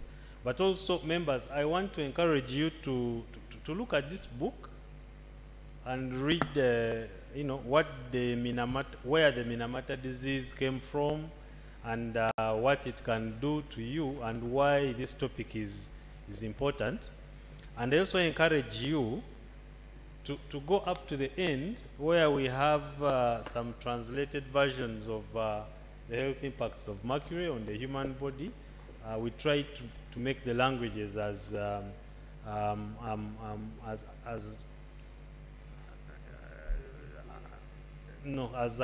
don't know what word to use, but everyone here can pick at least one language from here, and we hope you can take the message back home. And you have your 10 minutes. Thank you so much. I'll try to be a little fast. Maybe before I start answering the questions, I wish to appreciate the fact, where the miners are coming from in terms of alternatives. Uganda is unique in terms of its mineralogy, but also the geology as well. That if you went to Muheju, most of the gold is alluvial. If you went to Mubende, it is hard rock. So getting a technology that covers both kinds of mineral sources, even the size of concentrate that you have prepared can also dictate on which kind of technology to be used. So there are still challenges relating to what? To technologies, and it is good that our university comes in probably to see how best we can develop technologies that suit a certain kind of mineralogy, ore richness, among others. But also, like one of the members mentioned, we need to bring customs on board. It's already on board, but some of these alternatives needs to be subsidized, or some of the technologies need to be tax-free in order to do what? To promote them. I'll just briefly give you a scenario in the area of dental amalgam. For you to have your tooth filled with mercury, you will only pay about 30,000 or 40. And in fact, the doctor won't consult you. They will not tell you about the alternatives. Once you tell them your tooth is aching and they think they should fill it, they straight away put what? Mercury. Because the alternative is very expensive. Alternatives cost between 140 to 150,000. And none of us will walk into a clinic with that kind of what? Money. So if customs can help and slash off taxes or reduce taxes on alternatives to mercury, whether in mining or other products, it will be very good for us. Now, back to the questions. Mr. Wilson asked, of course, he said government should be practical, and you're right about that. But you know, government is also systematic in one way or another. We wouldn't want to take steps, then we go back or recede, yes. So with regard to mercury, interventions, which are about 6 years globally, because the Minamata Convention entered into force in 2017, August. So within those 6 years, a lot of things are happening globally, not only here in Uganda. So as Uganda, we thought we would first do a baseline study and find out which are the mercury sources, and we did that. When we discovered that mining has the highest use of mercury, we developed an action plan. So it is from this action plan that the donors, that government, international NGOs are saving activities from the plan and then doing what? Implementing them. But we should also not forget that the people who are in the mining sector are also earning an income, and that is why they are keeping there. There is no successful businessman who doesn't invest in their business. And probably when we compare it with agriculture, especially subsistence agriculture, even commercial to some extent, where you have provided inputs to farmers, they have been abused. I've moved to many parts of the country and have been finding cassava cuttings in the bags that have been distributed to farmers, and you find them dumping there because you gave them for free. So they imagine, let the agriculture officer come and plant her what? Plantings. When there is a failure in crop yield, that is the crop of the agriculture what? Farmers. So I think as Ugandans, we need to transition from being dependent so much on government inputs, free inputs, and invest the little that we have in our business to do what? To thrive. Yes. So on that note, when we came up with the action plan, it is from the plan that government, NEMA, is lobbying donors for support. In this year, we managed to take one of the representatives from Namayingo to Ghana sometime in April to benchmark and see what other miners are doing. And from there, we learned a method of direct smelting that I think he kind of promoted back. But of course, we can't do everything. We also need to engage private sector in all this. Because if we build the capacity of private sector in fabricating such tools, then they will be easily accessible by the what? The local miners. They can even be tailor-made according to the ore, according to the input in terms of quantity. We know that women are challenged in using some of these technologies. They mine very little quantities of ore that cannot feed into some of these machines. So we need to bring private sector on board and see how we can work together with them. I would wish to leave that, given the limited time, and go on to the next one, which Mr. Deus raised, why the law on mercury use in artisans are not everywhere. Mr. Deus, it's because the presentation I made was tailored for this meeting, but already we are coming up with regulations to regulate use of dental amalgam. Dental amalgam to prohibit importation of bulbs that have mercury of a certain content, and many, many other things. It's still in the pipeline. And we have actually said for the young one, or what we call our children, those who are aged between 1 to 18 years, there will be strictly prohibition of use of dental amalgam. In what? In clinics. So there are quite other regulations that are coming in place, and as my colleague Lynn will also inform you, other regulations will come in through the project that should also continue to highlight as a result of the questions.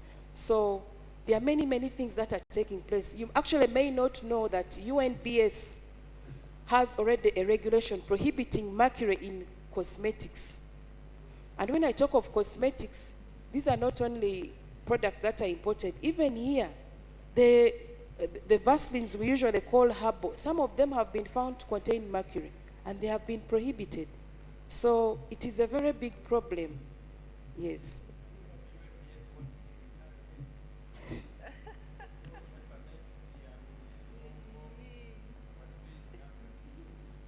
Thank you for that comment, but I think they are doing something. Probably we need to continuously come to the ground and disseminate this information and also get your feedback. So, Mr. Deus, there is already a lot that is going on. And then, Doctor, I took note of your question regarding can't we use mercury in a contained way? Doctor, that could happen, but remember also mercury does not extract more than 40% of gold in a particular concentrate. So we are looking at our miners getting more and more quantities of gold. Secondly, it is persistent in the environment. Yeah, unlike probably cyanide. Cyanide is equally toxic, but it's not persistent in the what? In the environment. And then also, we need to appreciate again as Ugandans, as Africa, developing countries, we are not so resilient to disasters.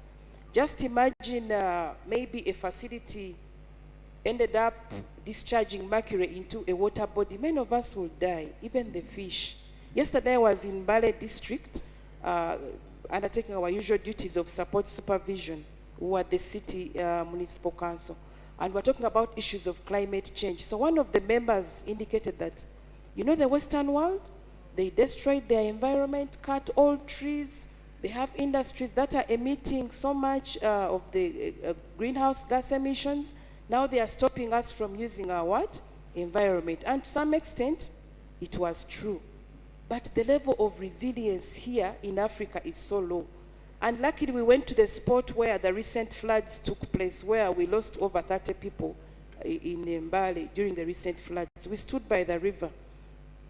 And we discussed and said, if this incident, for instance, was in the US, they would have sent even choppers to pick the people who had drowned immediately. But even those of us who were in Kampala were able to watch the floods. We had to wait for the rain to stop. And then hours later, you know, vehicles came in to rescue, actually to remove the bodies. And that is not only in Uganda. In developing countries, we are not yet that resilient that in case of any catastrophe, there is quick response, quick recovery. So I think we had better, we may need to strengthen our mitigation measures in terms of micromanagement to avoid going through such catastrophes. The other one was relating to, and I think it is the last one on my side, it was from UGAZIM, clarifying on how we are going to phase down or phase out the use of mercury, especially during this, given that the law is in place. I'll ask my colleague later on when she comes on board, Lynn, the funding that we've already attracted as a result of developing our national action plan is going to develop regulations. The answer to this may not be entirely us, because it is you who are more experienced in that area, and therefore it is your ideas that will inform the development of regulations. But even then, we will think that since we already have mercury in the country and among the miners, how can we improve on its storage wherever it is in the mining sites? How can we reduce on its contamination into the soils, the groundwater? How can we protect the tailings that already have mercury? So all that is going to be covered under what? The project. How can we recycle what is already there? Also being mindful that a specific period will be put in place where further recycling will be stopped. But also the regulation might put in place penalties for those who will not comply maybe to phase 1, phase 2 of the what? Of the regulations, or maybe defaulting. So, but what I want to reaffirm to you, that we need to walk with you through this journey, because you're working there, you're actually more experienced in the work, and you contribute a lot to this country. I think generally ASMs contribute about 3.5% to the national GDP. But it is important that you work in a safe environment. So you will not be left behind, we'll be working together. Thank you so much. Okay, I want to cross to Lynn, and then we'll end with, because the university has solutions, so we'll end with you. You're not like a vice chancellor, the president asked to make a computer, and up to now he's still waiting for it, yet the man has a PhD in computer making. Lynn, so maybe you talk about the Planet Gold project and how you're supporting NEMA and DGSM to try and achieve these targets. I think the Planet Gold project is still in the gradual phase out mode. The government is in the Simama. Uncle Timothy, it is stop now. Is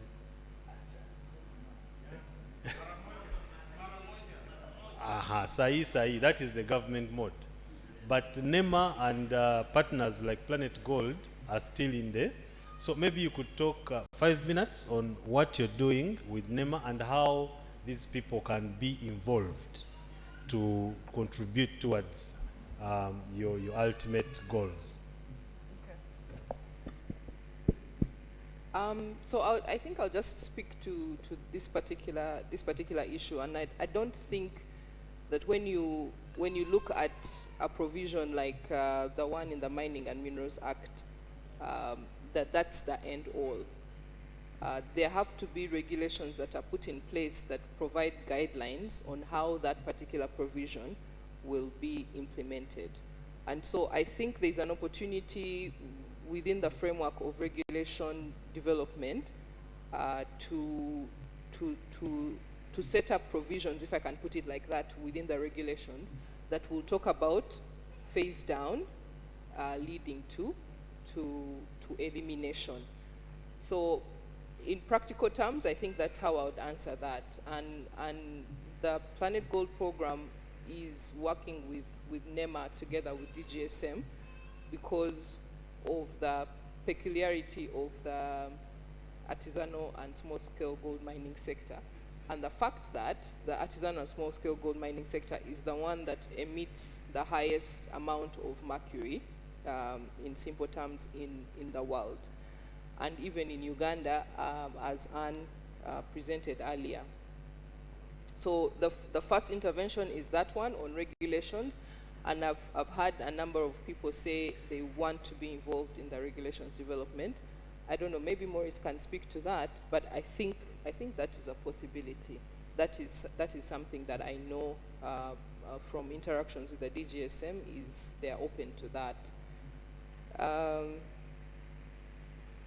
Maybe the other thing to say is the framework of the Planet Gold program is there are these 4 components, the one on formalization, one on access to finance, the other on mercury-free technologies, and the other on knowledge sharing and knowledge development. Those 4 components provide foundation, but there is quite a bit of flexibility within those components to work together with different stakeholders, as I said, the universities, the artisanal miners, artisanal communities, people who are not directly involved in the artisanal mining, but they are part of these communities. Their husbands, their wives, their daughters, their sons work in the mining sector. There's also other NGOs, I think, like this Reclaim Sustainability and this work towards how did you put it, protect, reduce, eliminate. Again, that ties in with the goals and the targets of the Planet Gold program. So maybe I'll close with just saying the program is open to partnering, to working together, to supporting different stakeholders as long as they bring up ideas that fit within those 4 components that I mentioned. So yeah, please reach out so that we can have more of these discussions. Thank you. Okay, thank you, Lynn. Several questions were put to you, Christopher from Busitema, but I want you to use just 5 minutes and respond to the major one. All right. Timeliness. Don't you think that if you take too long, whatever you're doing will be overtaken by events? Some of these guys are venturing into diamond production now in diamond mining in the DRC. So who will use your cassava things?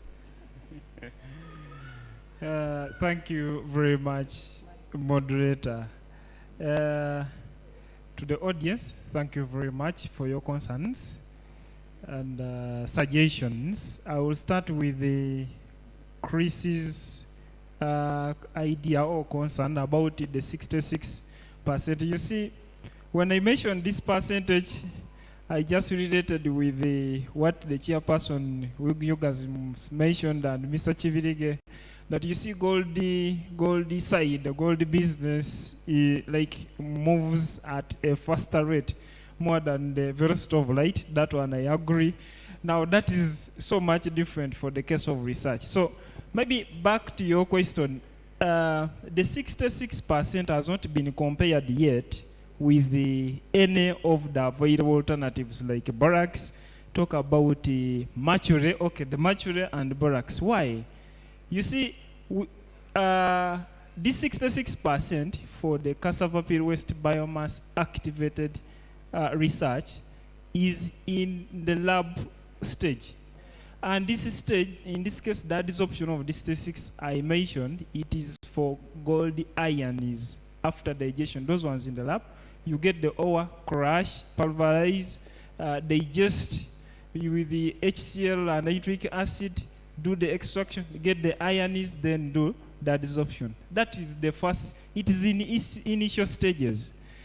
Because now at this time we cannot compare it with the borax. Borax, it is in the field. Get the borax, maybe the cereal, do the adsorption and what and like then.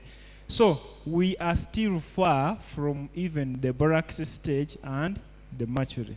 You can realize why are people rushing into mercury? Why are they saying they left them out in the discussion of the law of stopping of using mercury? Because to them mercury is ahead and it does things faster. Now we are saying no, okay, if not mercury, then why not borax? They say borax, the gymnastics involved and that and like. So we cannot compare this research to any of these ones already in the field. So the other one is the skilling of, that is from Mr. Wilson. These skills-based short courses emerged, and so far we are running 5 of them, the way I mentioned. At first we had suggested a figure of 800, but the University Council revised up to 500 for 6 months.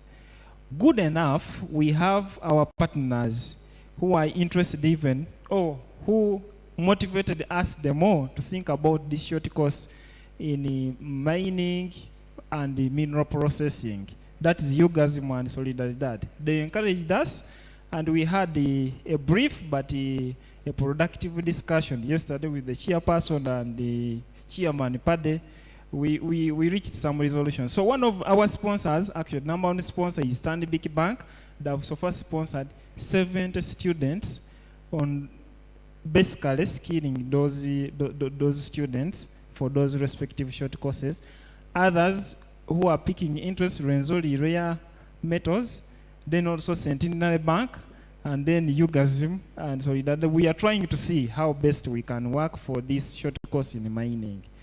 And I'm going to combine Mr. Chibirige's question with the chairman, Yugasm. And yes, we... How comes these microphones are jamming when I'm... The battery? The battery. So, I'm going to combine Mr. Chibirige's question or concern with the chairperson, Yugasm. Chairperson, you will recall that yesterday we had that brief discussion and we had 2 resolutions. One, we have to act faster on the short course. Then also, since I've represented my HOD, I will be grateful and happy to share with him what has transpired in this entire engagement. And it's just that we didn't set a timeline, Chairman Pad and Mr. Chairman Yugasm. We did not set a timeline in our brief meeting, but I'm sure and certain that we shall be in position to move. What I don't want us to expect so much is that maybe the mining business and how it thrives faster shall effectively maybe compete, that we shall compete. Our research, you see, research is a process. The way I mentioned, when I mentioned about the lab digestion, Mr. Chivriga was like, oh man, I thought this thing is already ahead. But it's a process, and you know, sometimes we may not dictate, but we shall try to be focused and optimistic. Now, the last one is on the mercury, the cyanide. We brought this one in the heart of the 3 basic kind of trend, which were the protecting, reduction, and the elimination. You've said it very well. Cyanide is dangerous, more dangerous than mercury. But when I was inquiring from the government side here, it was like, hey, is also cyanide included? So, no, it's only mercury. Okay, so since it's only mercury, and we have really cyanide is dangerous, so why don't we try to use the other aspect of extracting the cyanide? Then after, since this under is a research process, then we do a comparison of with this existing cyanide they are using. And from the lab, we shall do in-depth research to piloting. Then after piloting, we can report the findings, and we can see which one can we opt, the one which is existing or this one which we have just found. I think with that, unless otherwise, I seem to have exhausted. The other one was just on doctor's side, but the government side has answered. Okay. I thank you very much. Thank you. You came with some students. Did the students come? Yeah, I have a student there. As I said, is in second year. Is second year mining engineer. Chitamirik Ivan, maybe stand up for recognition. Okay. Yes, he's a second year student. Yeah. Yes. Okay. Thank you very much. You're welcome. We had reached out to them to come with some young people to connect with future employers. So boss, don't just take notes. These are your future salaries. Try and reach out to them. And you talk to them in terms of size. The one who has the biggest stomach normally has more money. And then you keep pitching downwards until you reach the levels of Morris. Maybe, Mr. Moderator, a brief one. Yes. Just 1 second. Like I said, we would have opted to come with the fourth years who are just exiting, but they are still in exams and presentations. And that gentleman, why we even singled him out, he has worked with the mining sector and is good at operating the excavator and what and like, because he did a diploma and is just upgrading for this bachelor's in mining. Now your CV is in the public.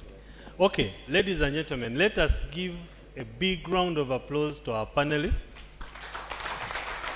who have done really, really well. And I apologize, this must be the longest time you've sat on a panel. Over an hour plus. But please, I apologize. The issues were many. Those of you who still have questions, reach out to them over lunch. You can get back to your seats. Thank you very much. We are now transiting to the last part of today, and it's going to be led by the chairperson of UGAZUM, who will then, after he's done, will invite our host to close. Maybe at some point I'll make some administrative announcements. Maybe I'll be allowed to speak even after our host has closed.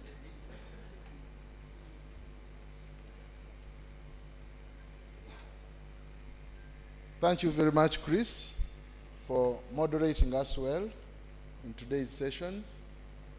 And thank you, participants, for being very focused and attentive. I'm sure you have picked a lot, and when you go back in the fields, you will communicate ably to the people, the miners that you represent in this conference. Now, I have a simple task of taking you through a roundup of discussions and future planning and commitments. We have always had our last item as future commitments and plans. We have had this year's annual Artisan and Small Scale Miners Conference. So what? What next? What are we going to do in the ensuing year? Because we shall again meet, it may not necessarily be here, because in the same process, we are going to respond to Paddy's request, Chairman Eastern, of reconsidering him for hosting us. Last time when we went to Gulu, Northern Region, we got gifts like, is it what? OD. We got OD from the north. Now, the Eastern people have hosted us from Kampala, not in the Rio East. I don't know whether we can consider giving them another chance to host us in their east so that we can see what they can offer from ground. Yesterday, we talked about some insights. They gave us about 5 5 words that were very pertinent in the industry. And according to the records that we took yesterday, we raised up to 15 words. I don't want to take you through the details, but I'll give you all the 15 words. Issue number 1 was formalization. Issue number 2 was gender.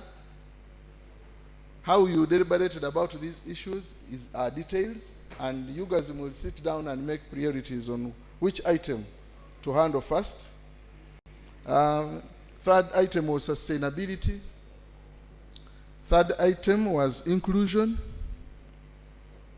The fourth was inclusion. The 5th item was compliance. The 6th item was a very complicated item, legislation. The 7th one was mobilization. The 8th one was networking. And the 9th one was health and safety. The 10th one was skilling for ASMs. Details have been discussed here. The 11th one was regionalization and positioning. The 12th was research and innovation. And the 13th was mechanization. The 14th was sensitization. And the last one, the 15th, was government. Details have been ably discussed here. Now we can go to the item of developing our action plan for the ensuing year 2023. We have had quite a number of discussions. We have considered quite a number of issues. It is now time for us to go into real action planning and task the national leadership of UGASM to implement the issues that we shall have agreed on in the priorities that will be set. All you need to do is to put up your hand and raise an issue in relation to an action plan. For example, yesterday we were talking about changing the name of UGASM Chu to the Great Lakes Mkutano, something of that kind. What do you have to say about that? We have had policymakers here. We need to make follow-ups. And we need all these ideas to come from you, the participants, so that for us at national level, the executive members, ours is to follow up what you have raised, the issues that you want us to work on, and also report back accordingly. May I have the suggestions of how we shall move? A volunteer to move the microphone. I can see Deus scratching his head. It's becoming also a bald head. I don't know what is scratching. But we need issues now arising out of what we have discussed here for the last 2 days. And you have been a very good audience. You have been following. I hope you know what we need to do in the ensuing year 2023. Microphone.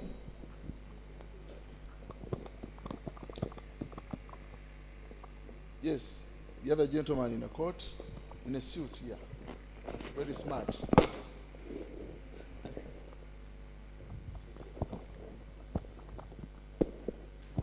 Thank you, Chairman. I think the idea of mobilization and formalization would still be key, because in our last year's conference, we had already started with biometric registration of all the artisans across the country. and I think it is stopped somewhere. So for purposes of having records and also the numbers of the artisans that we are supposed to work with, it will be very necessary that we first proceed with that and have it concluded. Thank you. Thank you so much. He proposes that we follow up the biometric registration exercise that has been launched twice, once by our minister.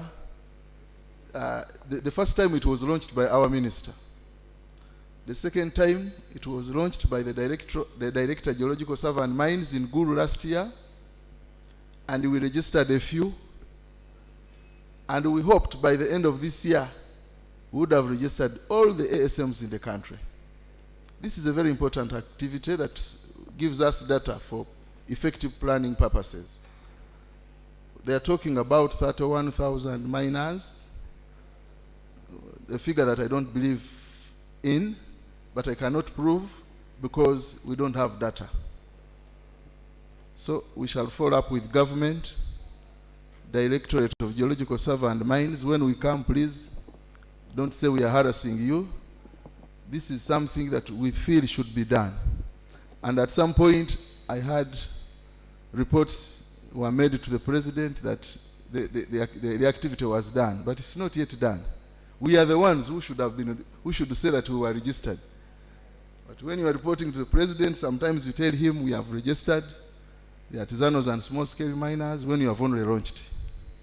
So this time we need real action.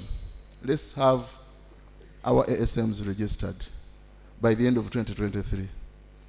Any other issues, members? Too tired to contribute? Yes, microphone. That one, and then that gentleman in a black t-shirt. Thank you, Chair. I'm Stuart Kidega from Northern Region. As we plan, I want to concur with my colleague. Raise a different issue. Don't discuss what has already been raised. We are in action planning. That one is already noted. Biometric registration of all artisanals and small-scale miners in the country. Probably that is what I wanted to say. Thank you. Yeah, unless you have a different issue. That is already noted. Our secretary is taking note. Thank you very much, Chair. My name is Mkodo Moiteria. Mine is in line of with the engagements, more engagements, especially at the regional levels, to disseminate the current mining bill as soon as we receive those copies, and also as soon as the mining regulation is passed. Thank you. Correct.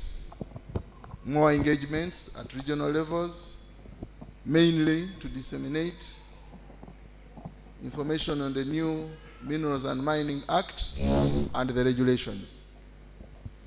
Any other issue? Yes.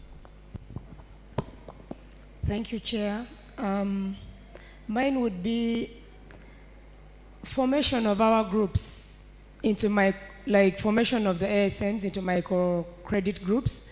Since we got assurance from Centenary Bank yesterday that there is money that they give through that channel. So I think it should be an action point for us to work on and pilot for this year. Perfect. And sensitize our organizations on how they can form circles, VSLOs, and so on. Yeah, that is perfect. We need to get money. There are two sources that we saw yesterday, the Uganda Microfinance Support Center and also Centenary Bank. Yes.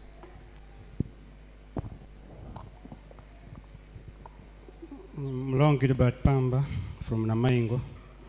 I just wanted to present, as Madam Anne was talking about Namaingo, the benchmarking to Ghana.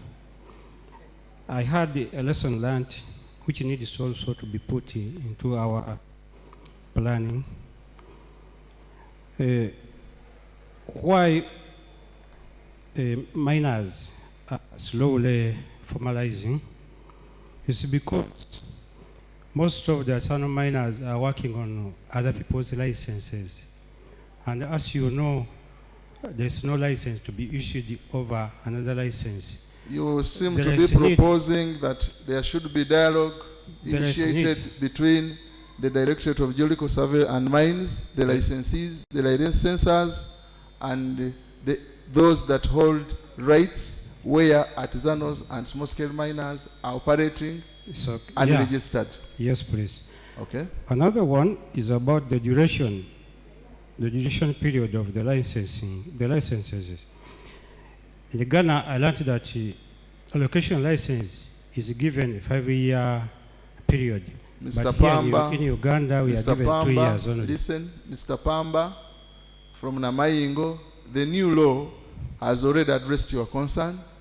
And when we come to Eastern region to disseminate information about the new law, you will see how friendly the license tenures are. Lastly, we should plan how to get into adding value to our own gold, because in Ghana they had already set up their own factories as the artisanal miners. Perfect Thank you. idea. Efforts of value addition to our own gold that we produce so that we can even earn more. Yes. Next year we shall have an exhibition. We need to exhibit some gold products as gold miners. Any other issues? Before I have not seen, I have seen only one lady contributing. Yes. Mr. Chairman, through you, allow me speak on behalf of the other lower local governments. I see there is a little gap on sensitization on other thematic areas, environmental, health, safety, and so if you could also include it in our plan of next year, we can collaborate with the donors, or ASTEM can help us in that. We have small funds to support us as local government to do these small trainings. Thank you. Perfect idea. I hope the secretary has taken note. Any other? Yes, there is someone with some contribution here. Microphone somewhere here. Table 2. Bulk procurement or processing equipment. Bulk procurement of processing equipment for the entire industry through especially the Islamic bank, banking system. Bulk procurement of processing and mining equipments. The executive of UGAZIM is being tasked to work with partners to ensure that that one is also achieved by the end of 2023. Microphone here.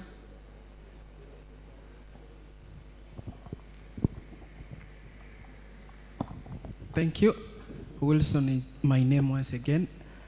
I am seeing it this way on the issue of financing and taxation, that there should be an inclusion to engage Ministry of Finance and the Bank of Uganda so that they can do a further engagement of the commercial banks to take on the opportunity and see that this investment take human face.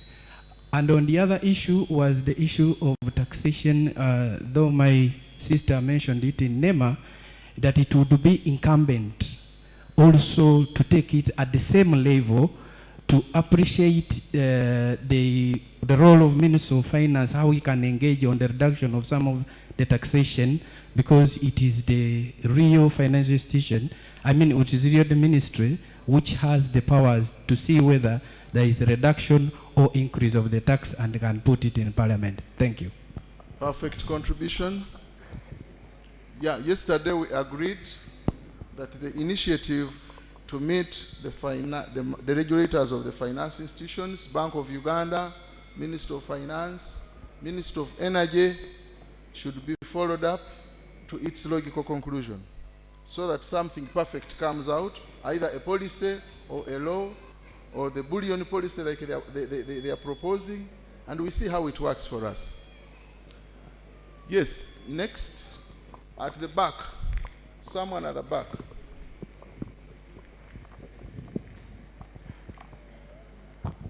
Yes, thank you, Mr. Chairman.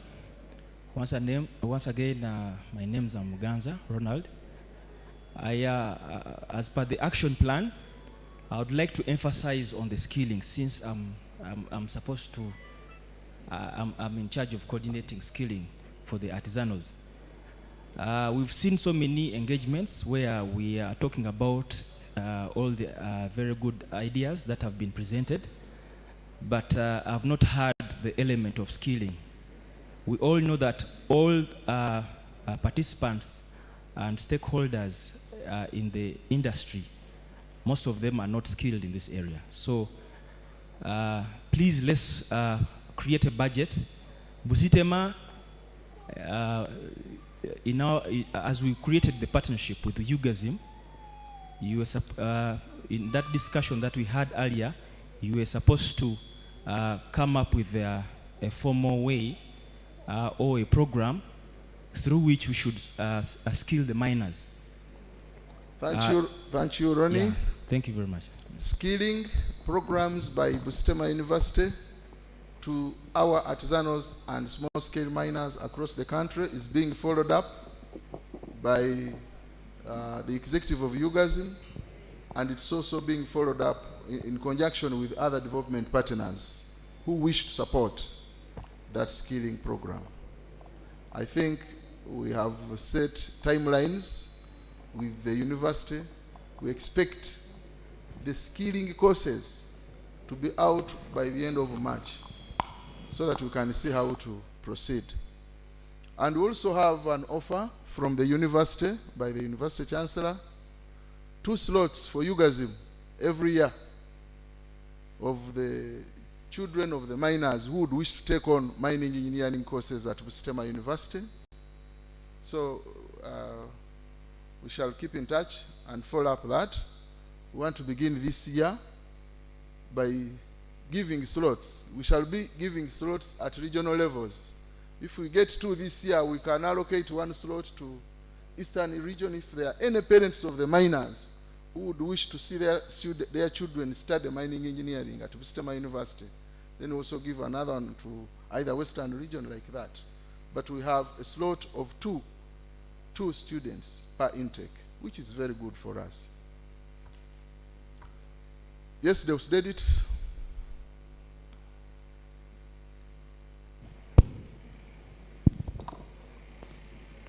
Thank you, Chair. I think this one is to do about the formalization stroke gender equality. If we are to move at the same page as UGAZIM, we need to have a timeline whereby our structures look the same if we are to move at the same page. Because I remember at one time there was a process of forming women leagues at regional levels, but we have never formed one at the national level. So I think from now to 2023, we should have a program on how we can have those structures in place, the youth league, the women league. If we are to have a clear and a formidable force to represent Ugandans at UGAZIM level. So we need to embark on that. Perfect idea. We have formed women league committees at regional levels, but we do not have one at national level. So we are going to organize and solicit for support from stakeholders so that we can organize elections for the Women League at national level. And also upgrading or the formation of the creation of a 6th mining region, the Albertine region, which has always been carried forward. The other time we carried it forward because of the outbreak of Ebola. This time we are carrying it forward because of lack of resources to organize the Albertine region, because these Ugandans are being left out, and it's a very big region and there is a lot of mining that's taking place in that region. So those are some of the issues. I think we are done with action planning and yes, my brother. Is that Pamba? Yes, Pamba. There's something left here that is very vital. I would like to say that let's request the government reduce on the acreage of licenses, because there are bigger areas which are dormant, but the artisanal miners are there looking for where to begin. Formalization. So that the fees charged also reduces to allow those ones with the little money acquire licenses. Formalization and legalization is key on our agenda, and we have already agreed as one of the action plans with DGSM that in those areas where miners are operating on some people's rights, we organize meetings and see how those miners can be licensed, can be given smaller portions of licenses, and also leave the other big players doing their business. Ladies and gentlemen, Chibirige, yes? Microphone? Chibirige, last one. If you never raised your hand before, let it keep down until next year, because we shall have the same conference next year.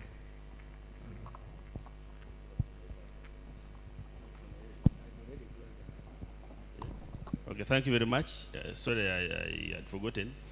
We need to meet with the DGSM and make a proper program on how to transform the licenses of ASMs, because most ASMs are operating under location licenses, and we understand under the new law, the artisanal mining permits, small-scale mining permits, and of course, if we don't do it as a team, it may become difficult for some of our miners very far from the center. And if we went and discussed with DGSM and have some similar guidelines and we negotiate, some things are very hard, we can negotiate so that they can be softened. Thank you. Okay, transformation of licenses. Actually, we need like 2 boardroom meetings with DGSM. One of them is on transformation of licenses that we hold as artisanals and small-scale miners to fit into the current regime. And another one is to discuss the regulations. Focal point officer, Mr. Tavaro, organized that meeting at the DGM boardroom, where we shall meet with the National Executive Committee of UGASM, and we discuss and we go through the regulations as stakeholders before they are approved by the minister. Thank you very much, ladies and gentlemen, for your engagement, the attention, and the interest you have shown in pushing forward the issues that concern us. The Uganda Association of Artisan and Small-Scale Miners believes that there can be nothing about us without us. And it is our motto here. And we also believe that we are one team and we have one dream.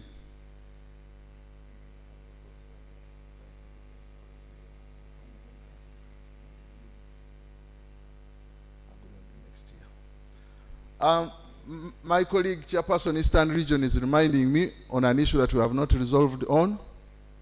Next year, we are going to have a similar conference, but where? Last year, it was supposed to be, we had agreed Eastern Region, but because of unforeseen challenges, we decided that Eastern Region hosts us from Kampala. This is not Central Region, but this is Kampala, the capital city of Uganda. So Eastern Region has been hosting us in the capital city of Uganda. And Pade here was whispering to me that can we give them another chance so that they can organize next year, and then we move. Because we have heard in Central, we have had in Western, we have had in Northern. It is only Eastern region and Karamoja where we have not gone. So we need to agree, we need to resolve on that, and then we close. We go to another item. Those. Oh, let me first talk, then I give you. Mr. Chair, in Gulu, yes, Karamoja had already taken. But then, because of the other insecurity, we had to take it to the neighbors, that is the Eastern.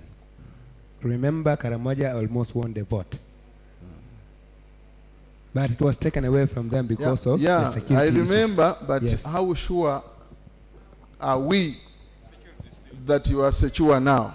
We would need security experts to assure us, and we don't have the experts now.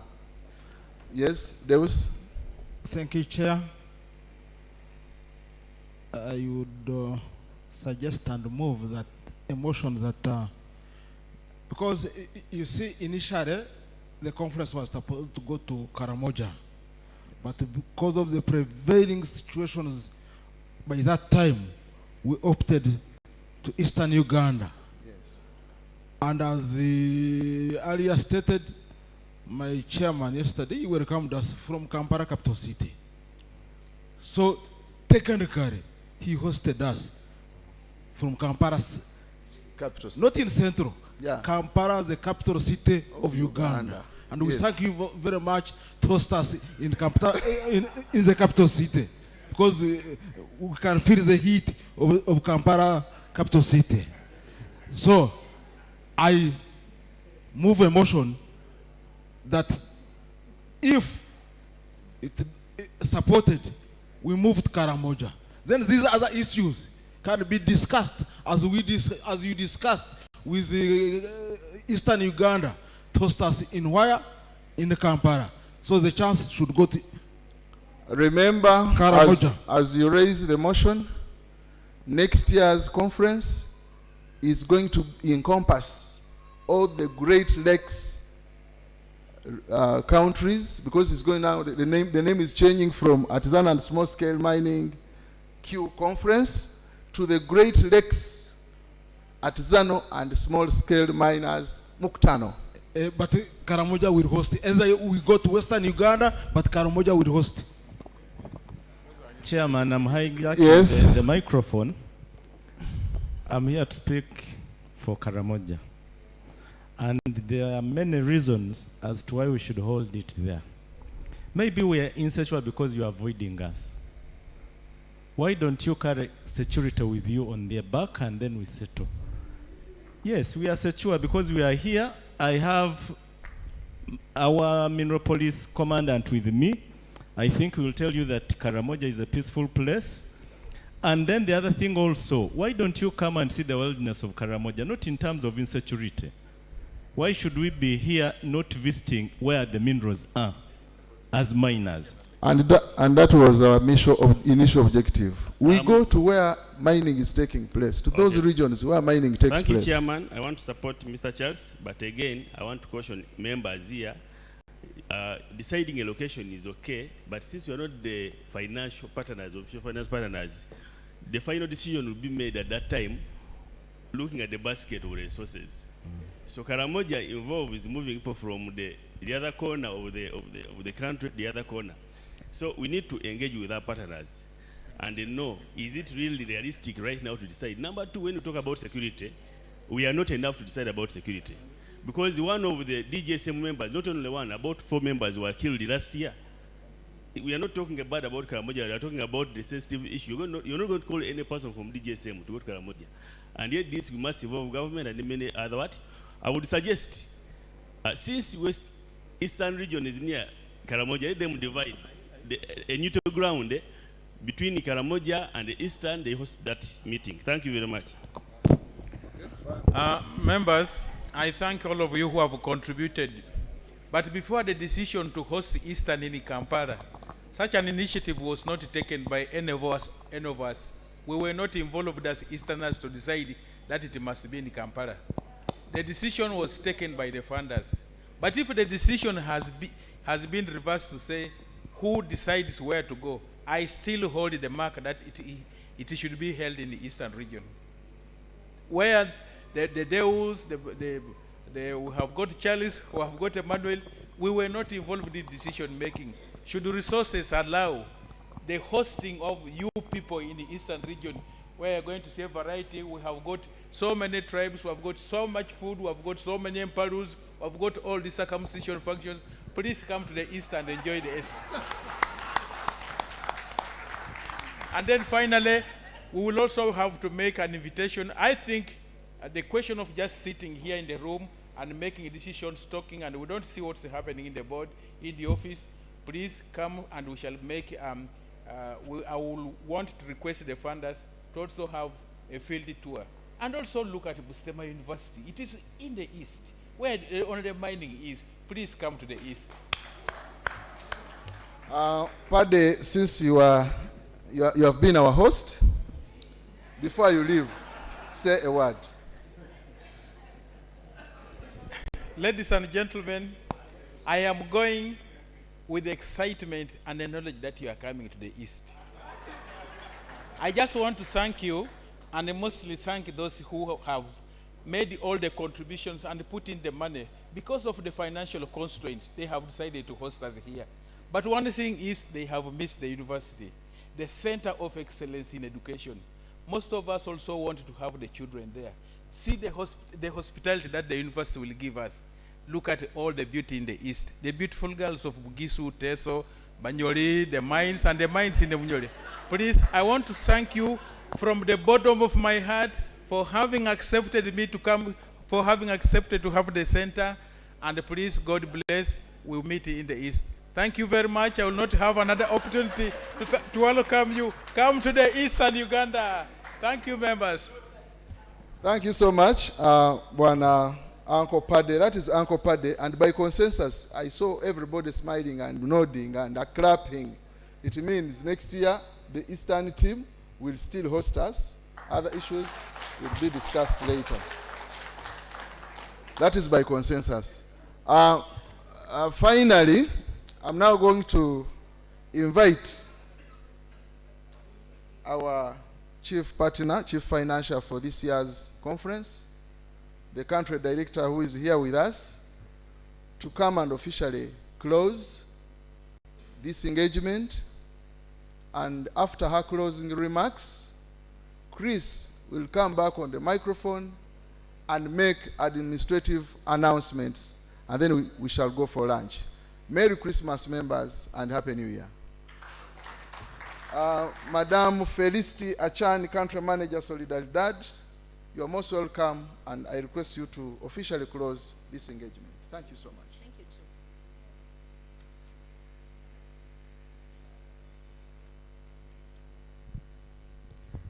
Hello. Good afternoon.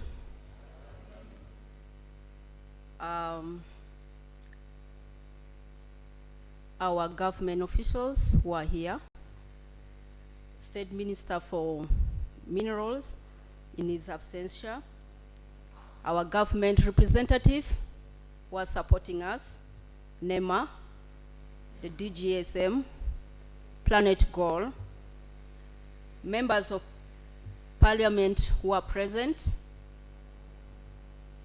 the ED ASEM, the Program Director ASEM, our academians, Busitema University, who are here with us, our Gold Association, ladies and gentlemen, all protocol observed. Good afternoon. I'm so pleased to be here. I think this year is my first time to join you in this big event where we have almost all the stakeholders present.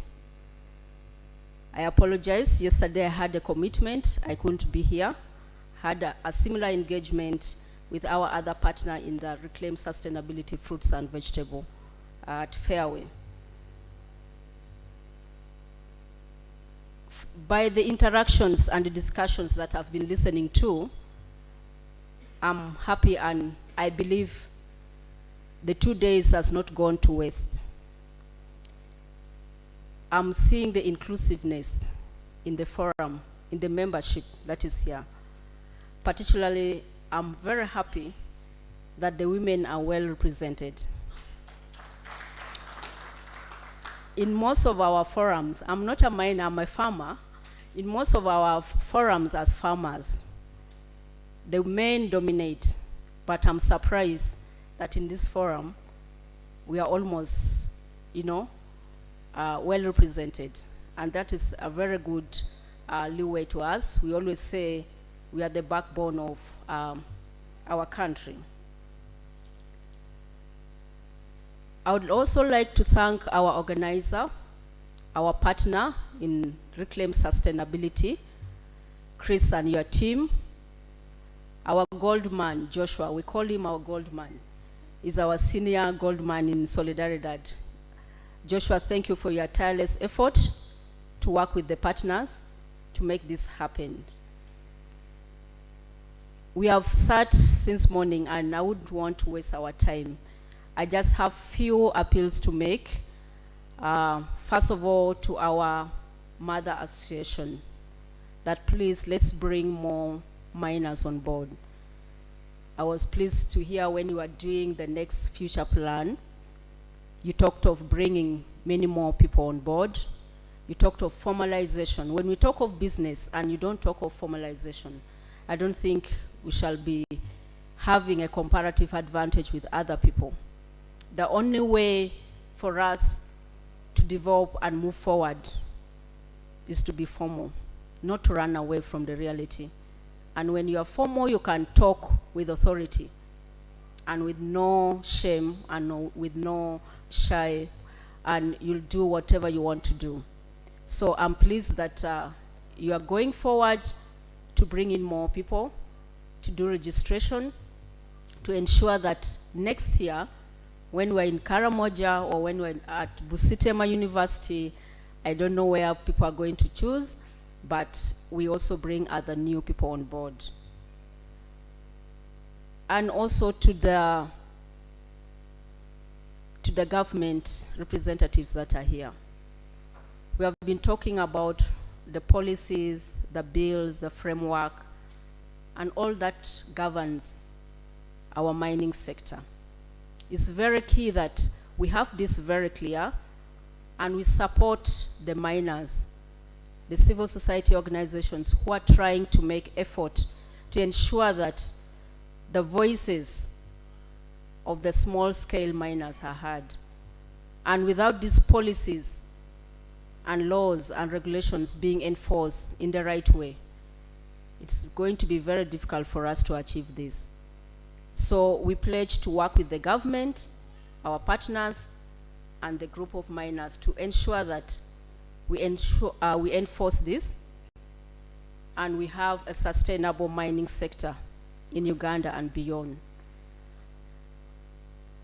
As Solidaridad, we continue to pledge that we are going to work together with our partners to support this kind of gathering, because we have a goal as Solidaridad. This is not the only goal project we have. We have another goal project, and I know a number of you are already part of the project, which is looking at how best we can improve responsible mining by the use of good equipment, environmental management within the mines, but also looking at how we can bring together the women into groups. We have supported over 6 groups of gold miners, women, and we have trained them in financial literacy. We have trained them in village saving and loan association. Come next year, we are going to give them a revolving fund so that their businesses can also improve, but also you look at the value of the work that you are doing. Because as you are doing mining, that is your business. So every year you look back and see what value has that business brought to you, to your family members, and also how best can you scale up on that. So we are still committed to continue to work with the miners as we work with the farmers. We have a number of projects in the commodities, crop commodities, but gold is also part of us, and we continue to do this together. And with this, I believe and trust that the expectation of this gathering is met, and what we plan to achieve in the next year is going to be done. As we know that this, and I appeal that whatever we have discussed here is safe for everyone. It's for our betterment, is for inclusivity for everyone, because as Solidaridad, we feel fairness and equity comes first for the respect and safety of everyone. As we transform the mineral sector, we need to look at sustainability. That's why for our project as Reclaim Sustainability, we look at fair value distribution. And we did a survey. I know at an appropriate time, Joshua will have time to give us the findings of this survey. How has it come out? What are the key findings that the association can work on? What are the key things that we can take to the government? And how can we work together to achieve whatever came out of that? With this, I know that with an inclusive, concerted effort, we can achieve more. In Solidaridad, partnership is key. Why? Because you pull resources together and you minimize costs, but maximize the outcome that you are going to do for a very, very sustainable sectors that we work in. With this, as we go back to our respective destinations, may God protect us and bless us. And I wish everybody a very Merry Christmas and a Happy New Year. Thank you so much.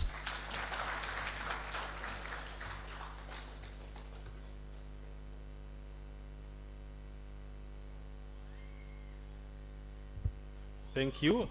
Maybe a bit louder for our chief sponsor and partner. I also want to thank our other partners. UGASM, of course, is ably represented. Centenary Bank, Africa Center for Energy and Mineral Policy. Yes. ASF, these are our partners. We are doing work with them in Karamoja, and everyone else who helped organize this, especially the UGASM leaders and Joshua. Uncle Padde, your request has been heard, and we know we have done an injustice to you, but I think you will meet in your forum and agree, because from today, we are adding the word Great Lakes region at the beginning, and then adding a Mkutano instead of conference. And that is because we want to make the discussion more regional. This is the fourth that we are having as Ugandans, 4 times. So we called people from DRC, from Zambia, from Tanzania and other countries, but we got many regrets. People fear to fly to Uganda because of Ebola. But we are happy that our friends from Kenya are allowed to come. Next year will be bigger. We have more partners who will come on board. We have different things we are planning. So as Uncle Padde is making his plea, UGASM, you should make the process democratic, whether it's Karamoja, whether it is Busia, whether it is back to Deus, whichever. But remember that the people from northern Uganda gave us presents, so they already sort of influenced our thinking. Now, as we go for lunch, yesterday, as you are aware, we had some administrative glitches regarding your facilitation, and I know some of you ended up using your own money, to cause inflation in the areas where you spent a night. We are sorting it out right now as you go for lunch. And here I'm talking to the artisanal miners. As you come from lunch, we shall have done something with your regional chairpersons. So as people are going for lunch, I want to request the regional chairpersons to stay behind, and we work out a way of sorting out the facilitation. The others who are not artisanal miners but were invited here with on our bill, you'll also be getting your communication through the people who invited you. We are sorting it out basically, so don't worry. That shouldn't spoil your meal. Go and eat that food and eat the dessert, look at the swimming pool, and then we'll be sorting it out. Thank you very much. Someone prayed for lunch, but since we've come from far, can we have a prayer for journey masses? A prayer for journey masses. A volunteer? Oh, Karamoja? Karamoja was in the morning. But how come people from Western Uganda don't pray? All the volunteers are coming from everywhere else apart from Western Uganda. Why? There was someone from Chisoro. Chisoro? No? Okay. Okay.